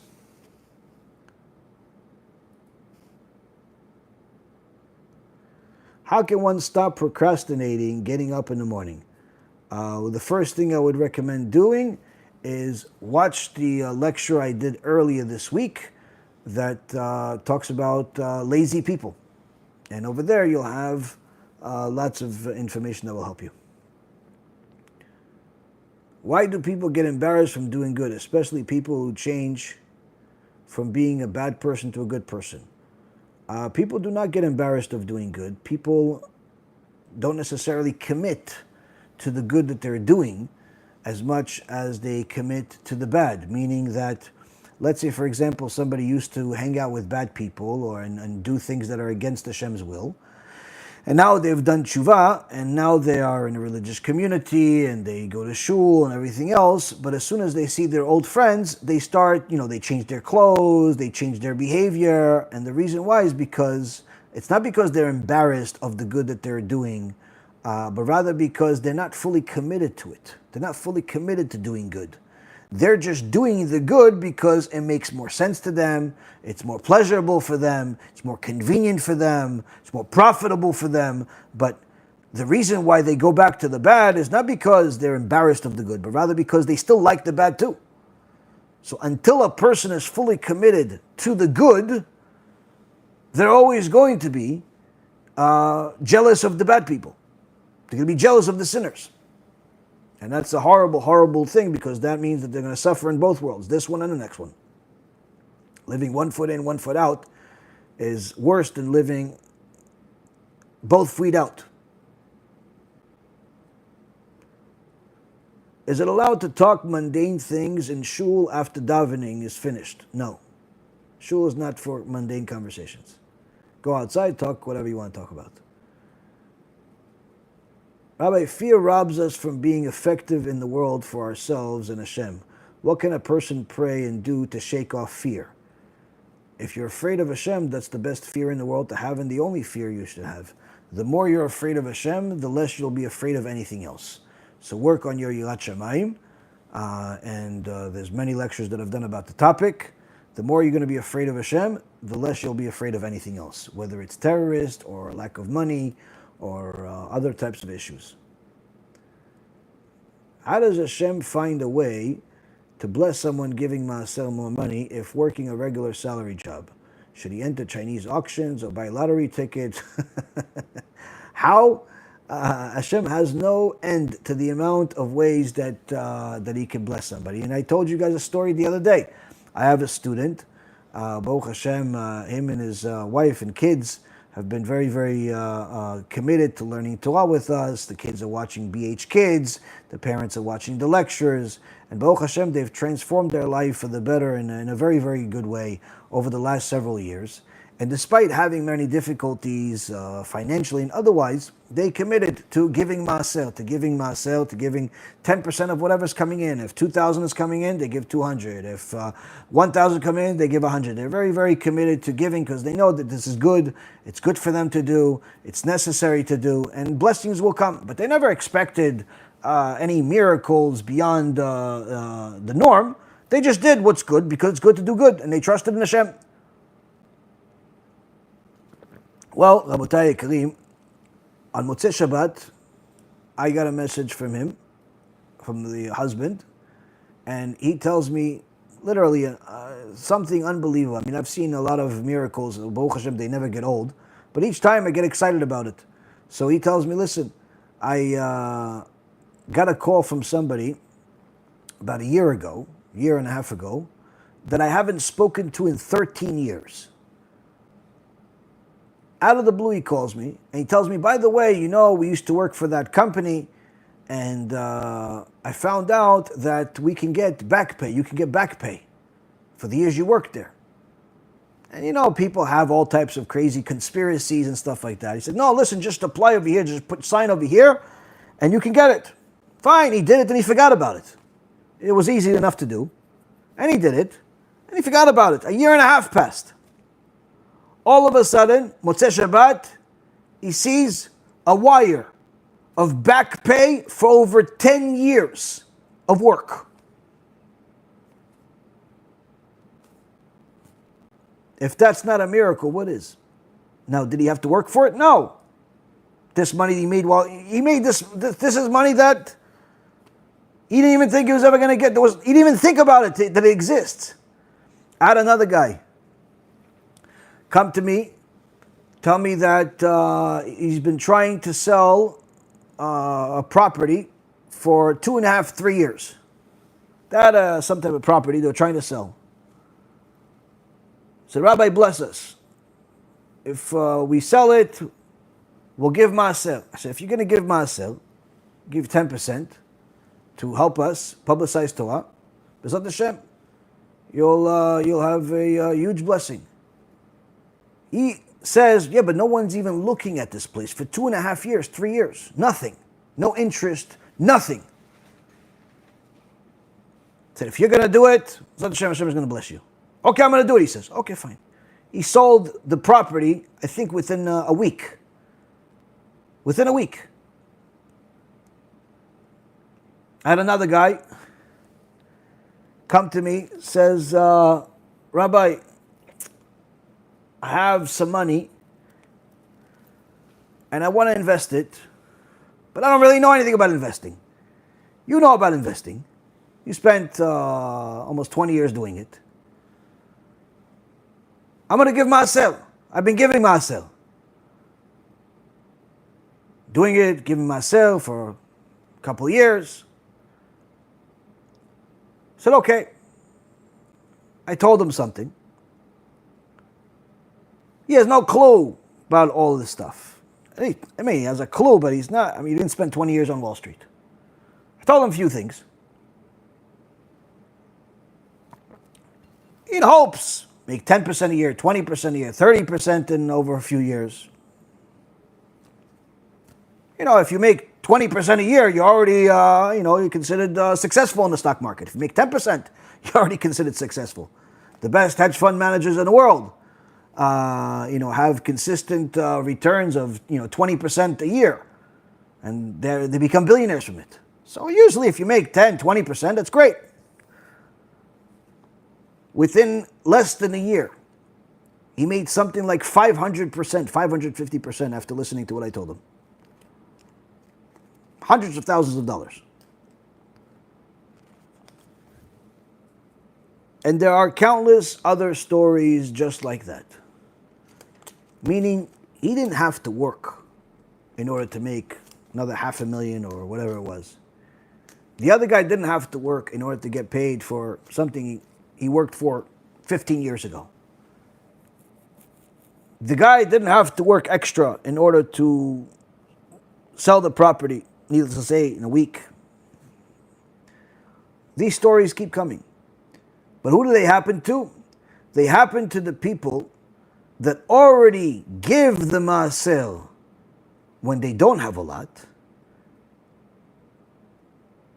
and really have the intention to continue doing it even if they do succeed. The sad thing is, Rabotai, is that sometimes success gets to people's head and they forget where the success came from, and after they succeed, they stop giving maaseh, or they start giving it elsewhere. And this happened a bunch of times. I had one woman where when I met her, started guiding her in different things, she was making, I don't know, her business was making maybe $300,000-$400,000.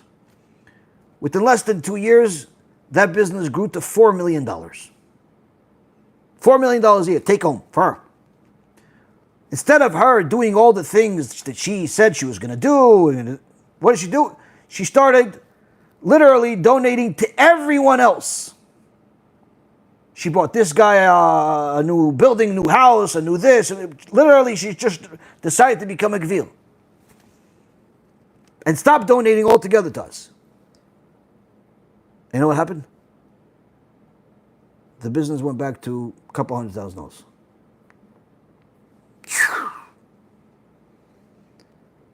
Another time I had a guy, he had I think 3-4 businesses. When I met him, I think he only had 2. Then he started giving maaseh, and it grew to 3-4 businesses. Made a lot more money. Then he asked for a blessing to open a 5th or 6th business, got blessings, succeeded in doing it, and a bunch of other miracles. And guess what? He stopped donating. Everything, nothing, zero. Why? I don't know. I don't ask people why they stop. I don't have that kind of time or interest to ask people why they do what they do. But this happens constantly. Constantly. People forget. And many times they end up losing as a result. Sometimes like that woman I explained, sometimes like other people, but sometimes, they simply, they may continue getting the money, but they don't have the blessing anymore. Meaning they don't have the joy of it anymore, they don't have the health anymore, they don't have they lose a lot of other things. So as far as how Hashem does what He does, to know how Hashem does, you have to be Hashem. There's no end. There's no end to the ways that HaKadosh Baruch Hu can bring a blessing to a person. I've seen it with my own life, I've seen it with countless other people's life, but I know that one thing is consistent among those that get the biggest blessings is they make the biggest sacrifice. And unfortunately, many times when people get a big blessing, they think this is the peak. They don't realize that if they continue doing the same thing they have been doing, meaning but just with more, the next blessing is 100 times more. 100 times more. So He gave you a blessing and now you sold and your house or your business or whatever it is, you made $500,000 and you've been giving Ma'aseh until now. Guess what? If you give Ma'aseh now, the next blessing could easily be $5, $10, $20, $30 million.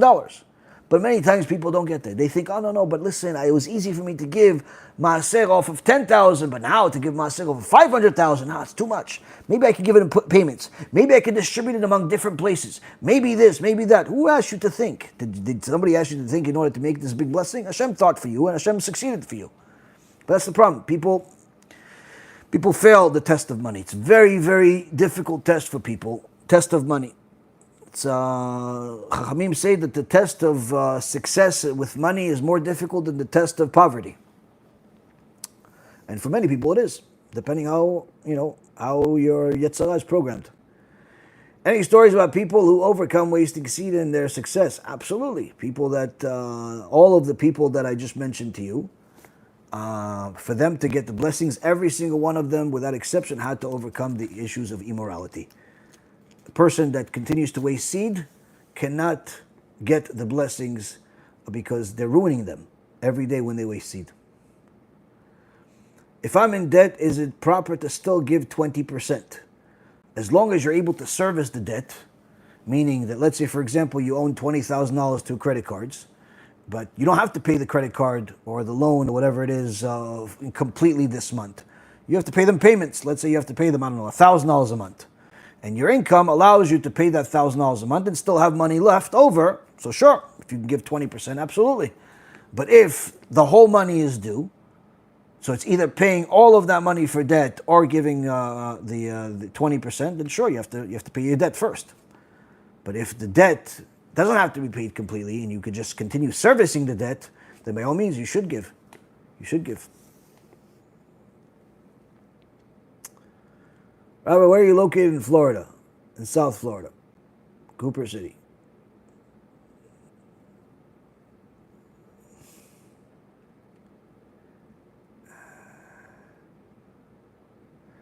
Do you give 10% of gross or net? I give 20% of gross, if you're asking me. Or if you're asking in general what a person should do, they should also give at least 10% of gross. If they can give 20, then by all means. But as far as gross and net, gross meaning it's what you get in your hand. So if, let's say, you are a employee and the employer takes taxes out of your check, so your check, let's say, was supposed to be 1,000, but they took taxes out of it, so you really only got 600. So you give the 10 or 20% from that 600, not from 1,000, because you really only got in your hand 600.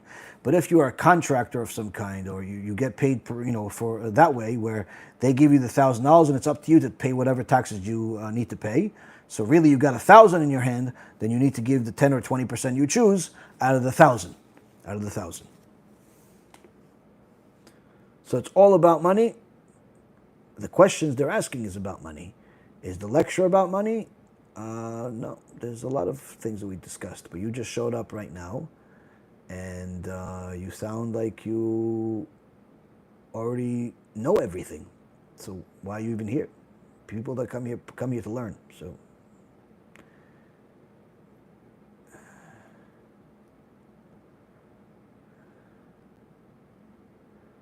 let's see. Is a shul allowed to have a kiddush after davening inside the shul? If when they started the shul, they said it that they're also going to use the shul for that purpose as well, then there's no problem. But which is usually done. But if they did not, and this is only a place of prayer, then that wouldn't be ideal. But generally speaking, most places that open assume that they are going to have also a kiddush there. It's not a problem. As a teenager, is it a very bad idea to get a smartphone, or is it always bad to get an unfiltered smartphone? It all depends on how you're using the phone. A hammer can be a tool, it could also be a weapon. A knife can be a tool, it can be a weapon. A phone can be a tool, it can be a weapon. It depends on how you use it.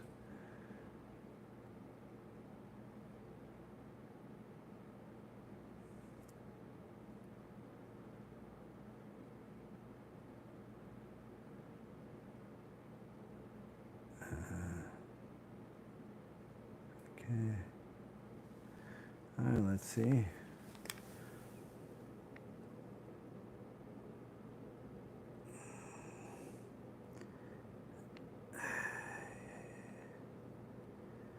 Rabbi, I have a question. Okay, ask.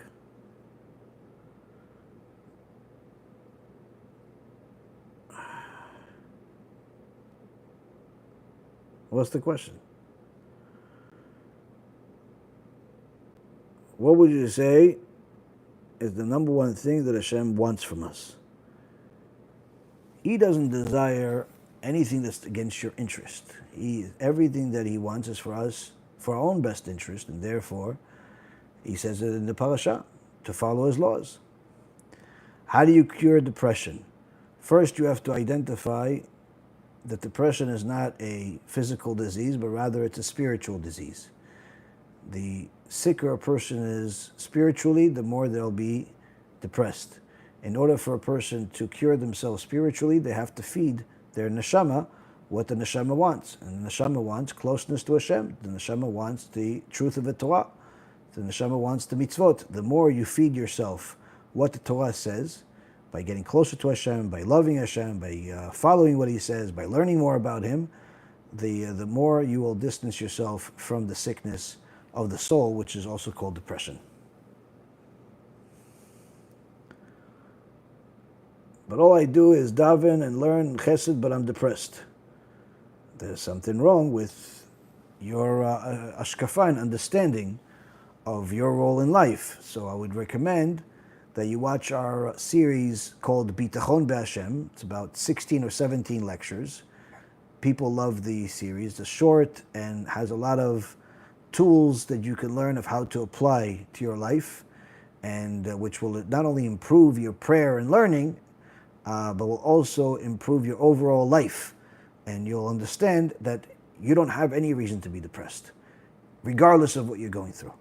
Once a person understands where they stand in life, what the purpose of life is, they realize that depression is from the Satan.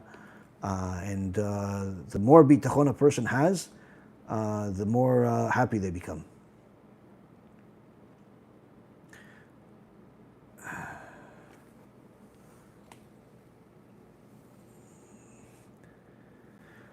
How does one pivot from learning parasha twice a week and shiurim to start including Gemara with time being limited? Well, I mean, it depends how long they've been learning the parasha with shiurim, and depends where they stand. It's sometimes the more you learn the more you realize you have more time than you think. So it depends. Depends on a person. It's a case-by-case basis. But generally speaking, it's usually you have to add some more time to it or do more with less. Just depends. Depends on the schedule of a person. What is the opinion of the Jewish... What is the opinion on the descendants of Jews who were forcibly converted? Should they return to Judaism? If a person wants to be one of Hashem's chosen children, then certainly they will feel the need to return to Judaism, not just want. But if a person does not have that feeling, then no, they shouldn't.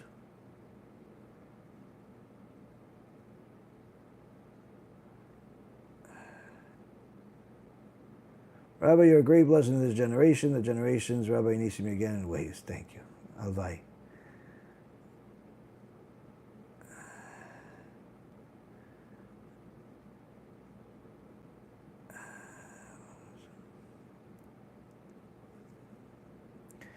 Can you be affected just by your surroundings, like in school with lefties and other things, even if you barely talk to anyone except a few select friends, and keep away from others? Absolutely. The Rambam paskins l'halacha that a person will be affected by his surroundings with or without him wanting it, and therefore if he's in a city where there's only wicked people, he has to leave the city.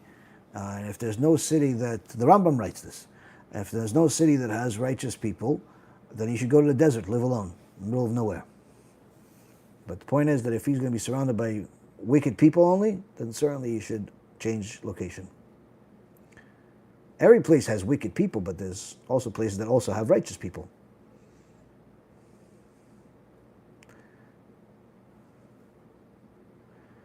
The Jews believe in the existence of the Prophet Muhammad. We know that Muhammad, a person named Muhammad, existed, but he was not a prophet, and he was actually a murderer. He murdered many Jews because we did not want to follow his foolishness.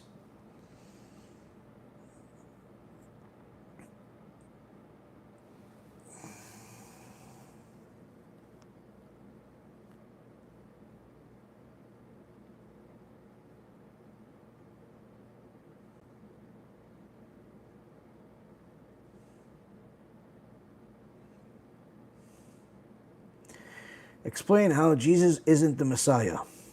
Very simple. In order to be a Messiah, you have to be a righteous person. Jesus was not a righteous person. He was a wicked person. He violated the Torah. He turned himself into an idol. And the Gemara says that he's right now in Gehenom, in Tzoar Tachat, in boiling feces. In fact, even the Christian teachings say that Jesus is in Gehenom. So, in order to be the Messiah, the minimum requirement is to follow the ways of God and not pretend that you're a God or part of God or some other form of idolatry. So certainly he did not fulfill the role of what the Messiah is supposed to do. He was a very wicked person. He was a womanizer. He was a liar and a lot of other things. And if you actually watch my lectures that talks about Christianity, you'll see that there are literally endless proofs from the Christian text that the whole thing is falsehood, idol worship. How much is in your bank account? A different amount than it was yesterday, and most likely a different amount than what it's going to be tomorrow. What do Jews believe happens after death? You get judged. If you're righteous according to the Torah, you get judged favorably and you go to heaven, and you get eternal blessings and salvation. If you're wicked, then you get punished. How punished? Based on how wicked a person was in accordance to the Torah. If they were wicked but with certain limitations and they were more righteous than wicked, then their punishment will be limited. But if they were very wicked, idol worshiper, womanizer, people that did things that are abhorrent in the eyes of Hashem, then their punishment is forever. I have actually a whole film about Gehenom with over 170 sources from across the spectrums of the Torah, the Rin Torah, the Oral Torah, the Kabbalah, Chassidut, Shulchan Aruch, different chachamim, rishonim, achronim, and in that film, you not only get to understand what happens after death to the wicked people, but you actually also get to see where it's actually written. I mean, what I said, over 170 sources, is only a scratch on the surface. There are literally thousands upon thousands of sources. But if we covered all the sources, the film, instead of being 3 hours, it would be, 3 million hours.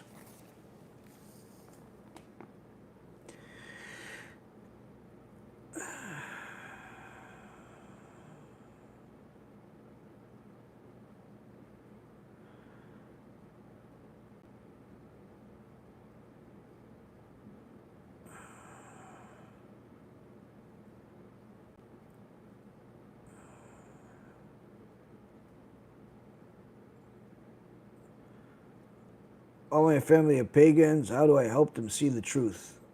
I feel like I'm failing them. Well, the more you help yourself, the more righteous you become, the more you could lead by example. People want to follow success. So the primary focus should be on yourself, to not only improve yourself, to better yourself, to become a better person. So therefore they could see that you've changed. Not just hear that you changed, they could see that you've changed. You're happier, you're in better moods. And in so many words, you are becoming symbolic of success, of happiness, of joy. And the more you are that way, the more they're going to want to become like you, or at the very least, the more they want a guide that's like you, and they're going to ask you. But if you come to them just, I told you should do this, and I told you to do this, they're not going to listen to you, especially since it's your family.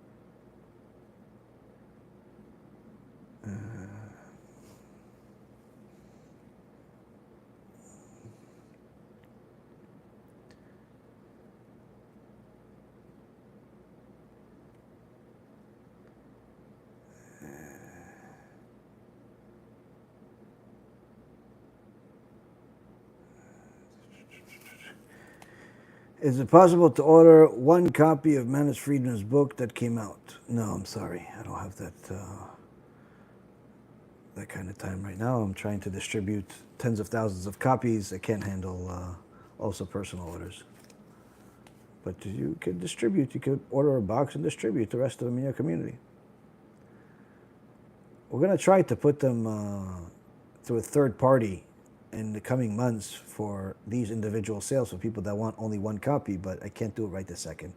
Right now, our primary focus is to mass distribution as fast as possible, to get this in every shul, in every Jewish community, in every place. And then, B'ezrat Hashem, hopefully along the way, we'll be able to put this other idea that we have, which is to have a third party actually sell the books individually for people that only want to get one copy.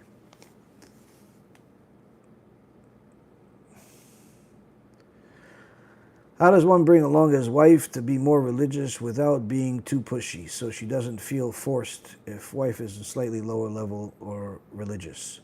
For the same advice that I told the person that's trying to help his family, the more righteous you become, the closer to Hashem you become, the more you become a better person. The more your wife will see that you are happier, that you're less moody, that you're more generous, that you have more compliments.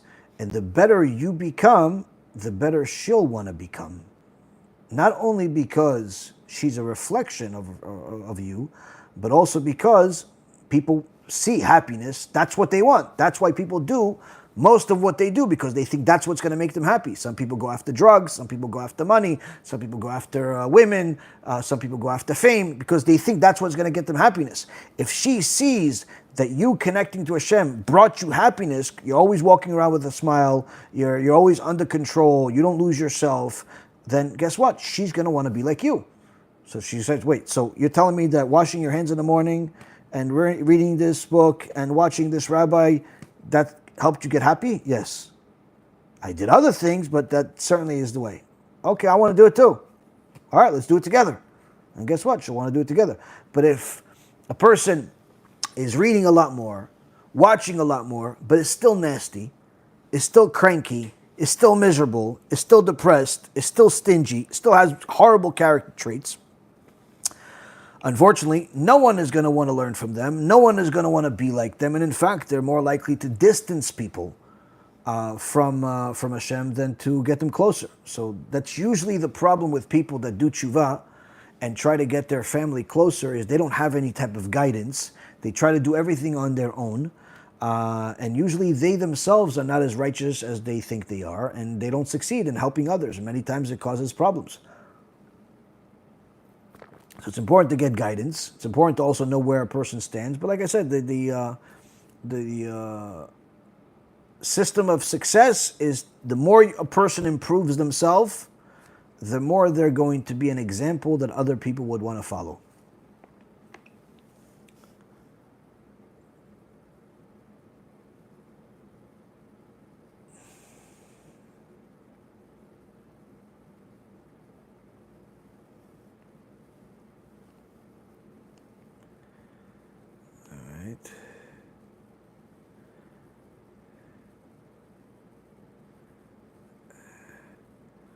I can talk in a synagogue all I want. Sure, you can do whatever you want, and you'll suffer the consequences for violating the Torah too. No one is going to put a gun to your head and tell you don't do it. You could do whatever you want. It's just that there's consequences for it. Just like somebody puts their finger in a electric socket, they can do it if they want. There's going to be consequences though.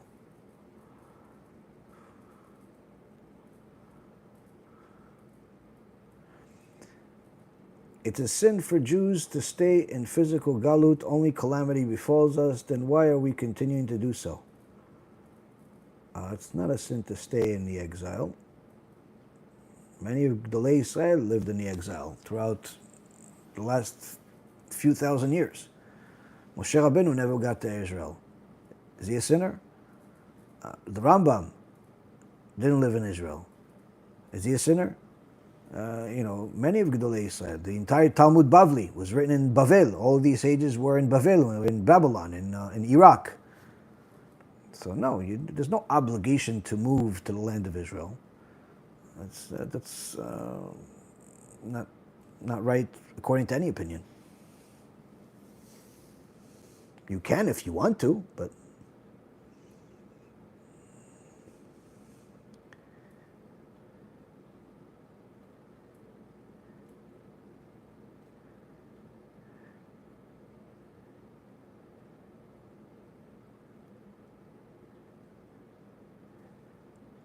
is tzedakah giving a skula for better parnasa? It can be, depending on how much you give and who you give to, when you give, why you give. Why do some Torah violators get a free pass because they're too established? No, nobody gets a free pass. Everyone eventually has to pay the bill. Now, sometimes it looks like a person gets a free pass because they're not punished right away, but eventually everybody pays the bill. There was I'll tell you two stories. There was a man that at the time of the Chafetz Chaim that threw out a widow and her kids out of the house in the middle of winter, and because she couldn't pay the rent, even though it was snowing, she had no place to go, he threw her in the streets. And he continued succeeding and making a lot of money, and everybody was baffled at how he did what he did. 20 years later, he was at the peak of his success and money and everything else, and all of a sudden one day, a dog bites him, a dog that had rabies, and this guy got rabies, and he died a painful, horrible, slow, and horrific death, to the point where the entire community was just amazed at what happened to this guy, his fall from grace. The Chafetz Chaim, when they asked the Chafetz Chaim about this, Chafetz Chaim said, I've been waiting 20 years to see what Hashem is going to do to him for what he did to that poor woman and her kids. Everybody has to pay the bill. There's different dates. Sometimes the credit card is due on the 1st of the month. Sometimes it's due on the 15th of the month. Sometimes you have a 6-month interest-free, you don't have to make any payments. Sometimes it's a loan where it matures like a bond, after a few years. Everybody has a different deal. Hashem makes sure that at the end, everybody pays the debt. Everybody, with no exceptions. Everybody pays the debt. There's no doubt in the world that these heretics will not leave this world without an embarrassment, public embarrassment, and complete destruction for everything that they built. Everything they built will be destroyed. Unless they do complete tshuva, miraculously, but there's no doubt in the world. Why? Because the Torah promises that. The Mishnah in Masechet Avot says someone that desecrates Hashem's name in private, Hashem will punish him in public.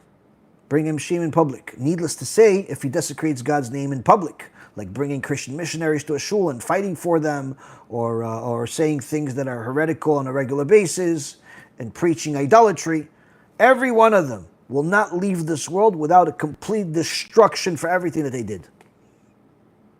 No questions asked. So you look at one of the leaders of the reformers, thought he was himself an Orthodox Jew, but he coined the phrase, be a Jew at home and like everybody else outside. And during his life, all of his kids, with the exception of one, converted to Christianity. He was an Orthodox Jew. But he was preaching freedom and modernization. All of his kids, with the exception of one, I think he had 7 or 8 kids, they went to idolatry. So there's no question about it. There's a story written from over 500 years ago, the time of the Arizal, but there was a book by Art Scroll, published almost 40 years ago, 1988, about the life of the Arizal. Fantastic book, highly recommended for whoever could find it. They don't sell it on Art Scroll anymore. And says in there that there was a Rabbi Chaim Vital, the Talmid of the Arizal, was one day learning with the Arizal, and somebody came calling, needing the help to a woman had a dibuk. There was a spirit that entered this woman, making horrible pain from suffering for this woman, voices coming out of her, all types of horrible things. And the Arizal sent Rabbi Chaim Vital to go take care of it.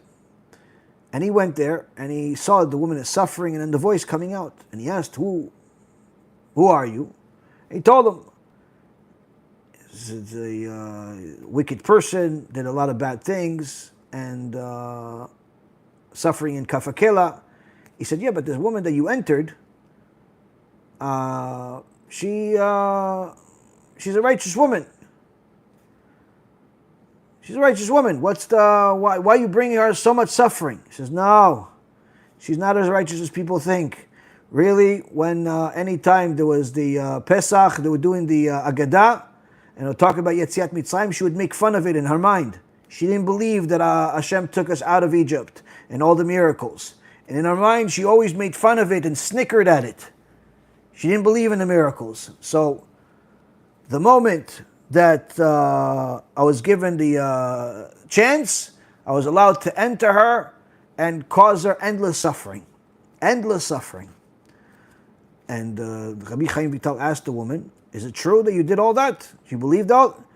No, I believe in Hashem. You promise you're always going to believe in Hashem? You believe in Yetziat Mitzrayim? I believe in everything. I'm sorry I ever did anything. I ever questioned anything. She begged.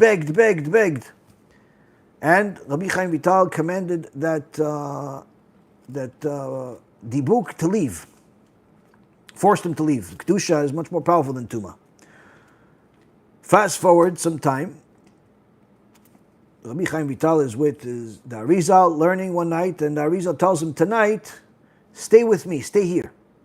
Don't go home. And Rabbi Chaim Vital says, no, Rabbi, I need to go home, I have family. Okay.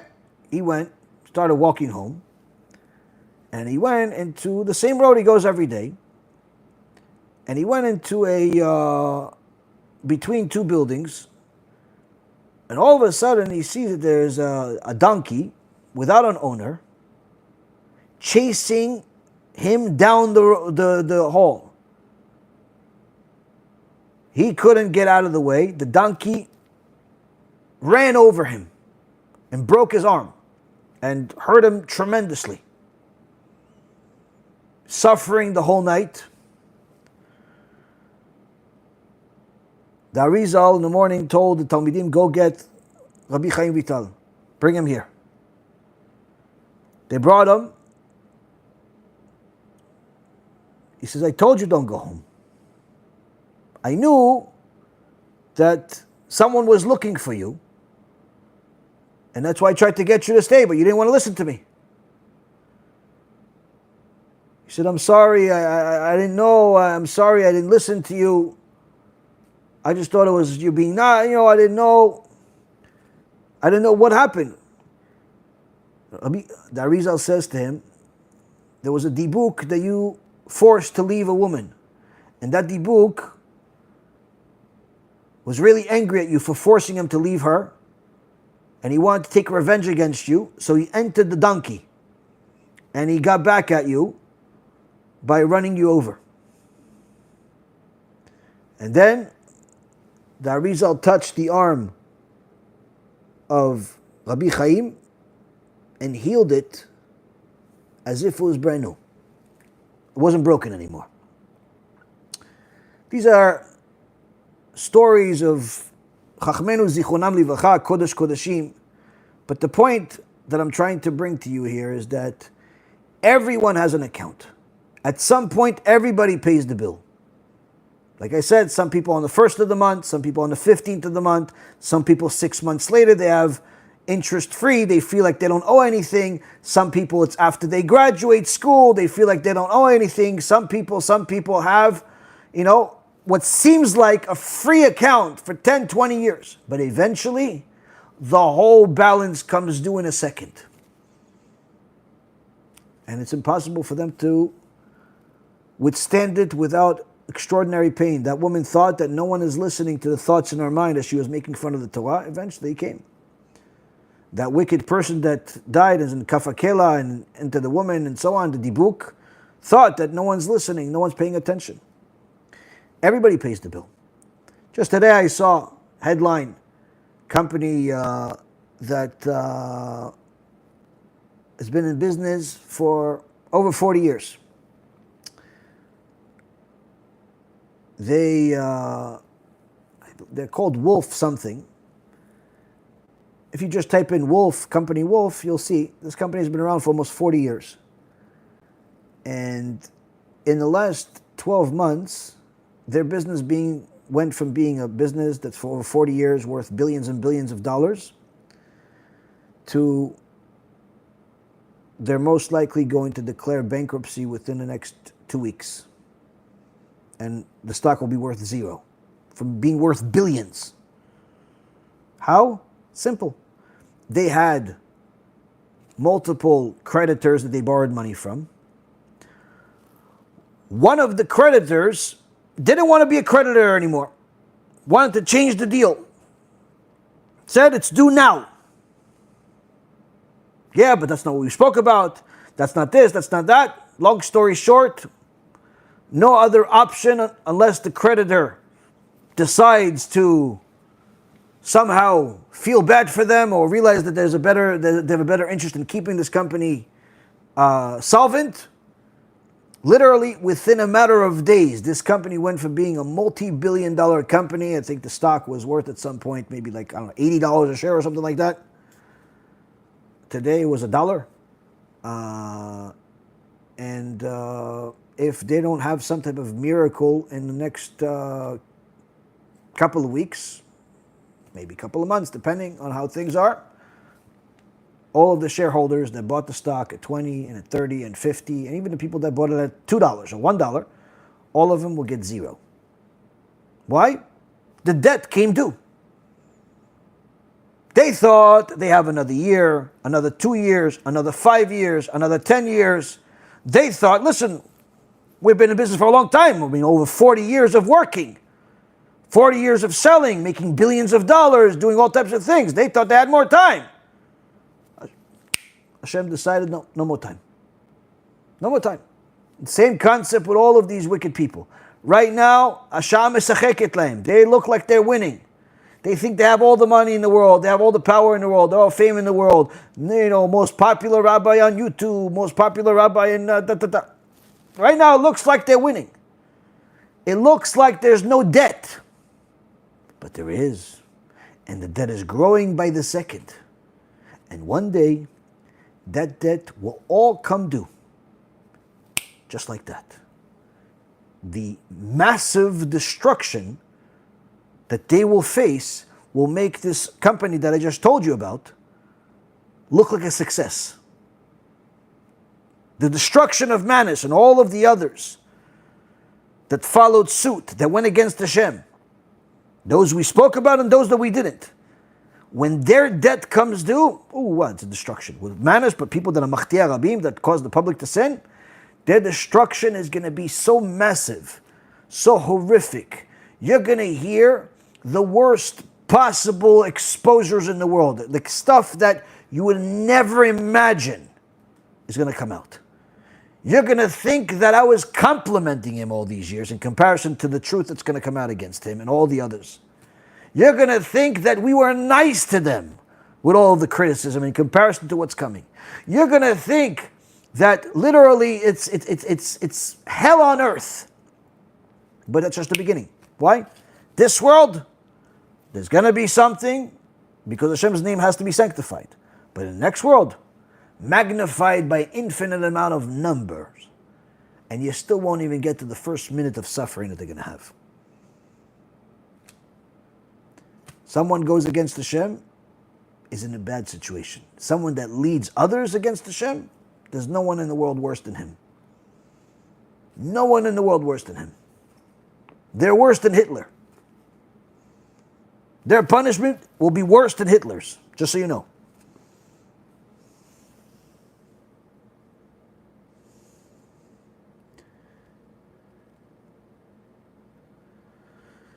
Does the Torah say that Jews may not be in one country, they have to spread out on the world? No, we are allowed to be in one country, we're allowed to be in multiple countries. And actually in this week's parasha, Hashem says that a punishment that Am Yisrael got for not following the laws is that he's going to spread us all over the world. There's also a blessing that he's sending us through that as well, that we're going to be able to bring righteous people from other nations to join Am Yisrael as a result of it. It's also going to be a sort of protection for Am Yisrael from all of the anti-Semitism, where since we're spread out everywhere, even if there's anti-Semitism in one part of the world, Hashem's not going to allow them to ever destroy all of us. But the point of why we're not all in Israel is because we didn't follow the Torah to the level that we were supposed to, and therefore we got punished. We got spread out all over the world. But there's no obligation for us to be in one place.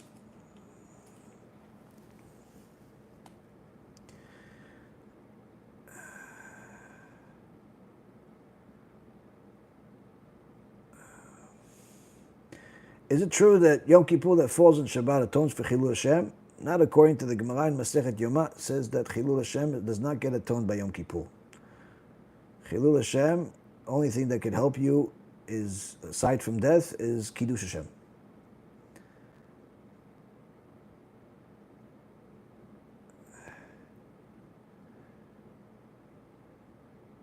The main shareholder backed out and the other companies take the debt hit.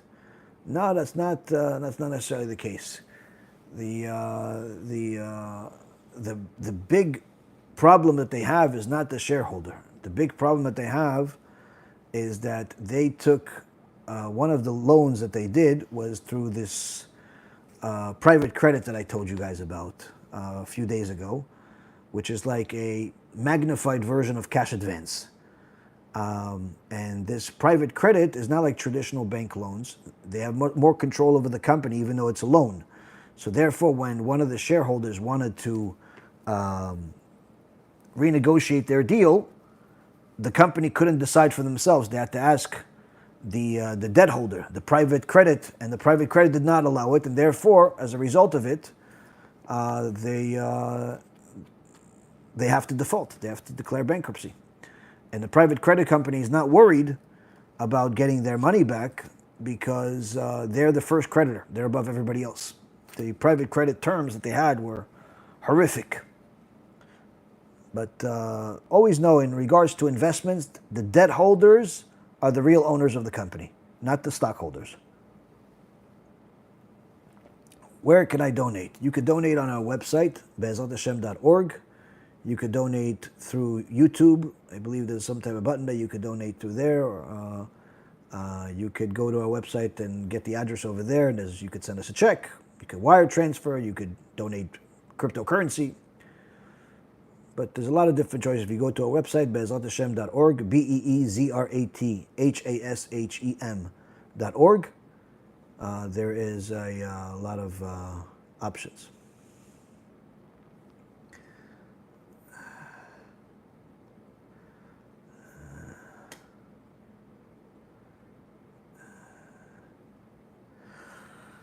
Okay, let me see. I'll take one more question, two at most.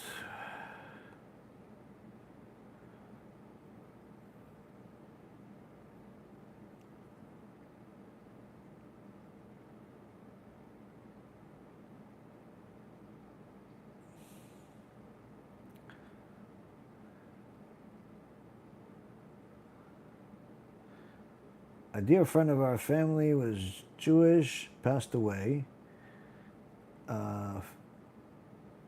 last week, and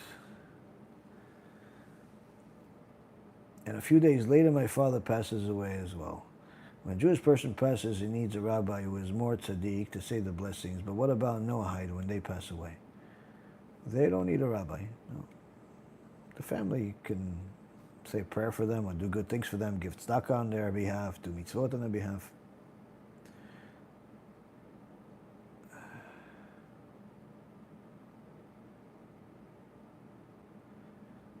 Did I miss? No, he's not set free. No, the setting, I'm not sure what you're asking actually.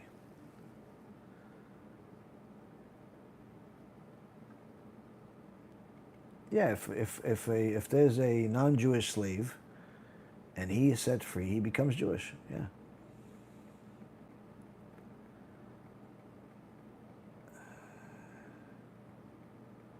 In fact, the Gemara says that Rabban Gamliel, he had a slave for many years, and to the point where this slave became a Talmid Chacham.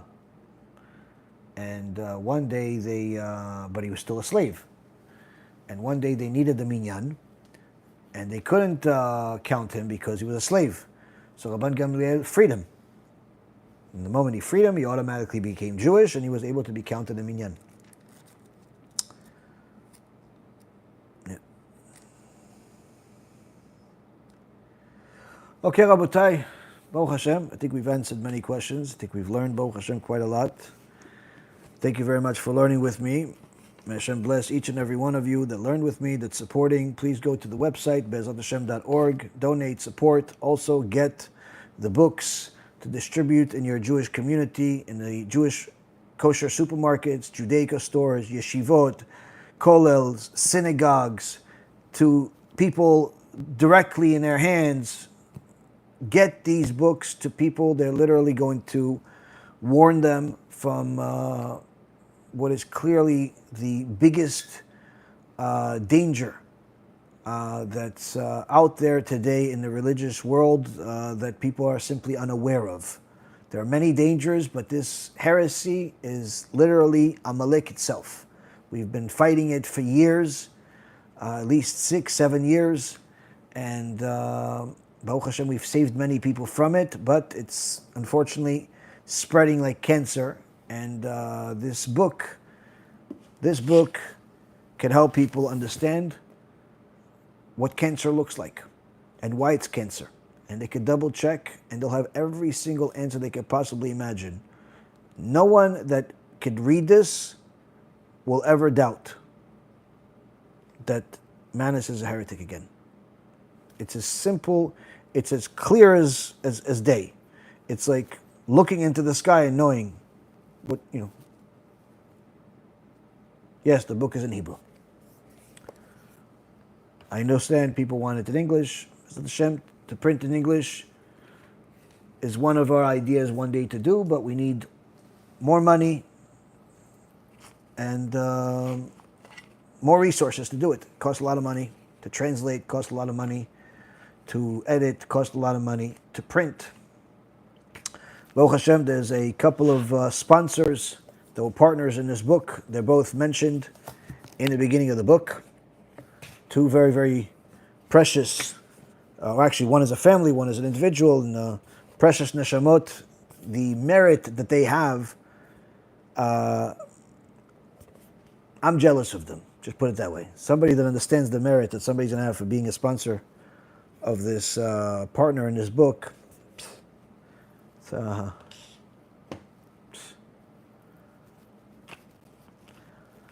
Some people are smart. Some people are smart. Baruch Hashem. Be'ezrat Hashem, everybody becomes smart. Thank you very much for learning with me. Be'ezrat Hashem, you guys have a successful week in learning Torah, in doing mitzvot, and serving Hashem, and making Him king over you at all times. Kol tu b'chava tzlacha.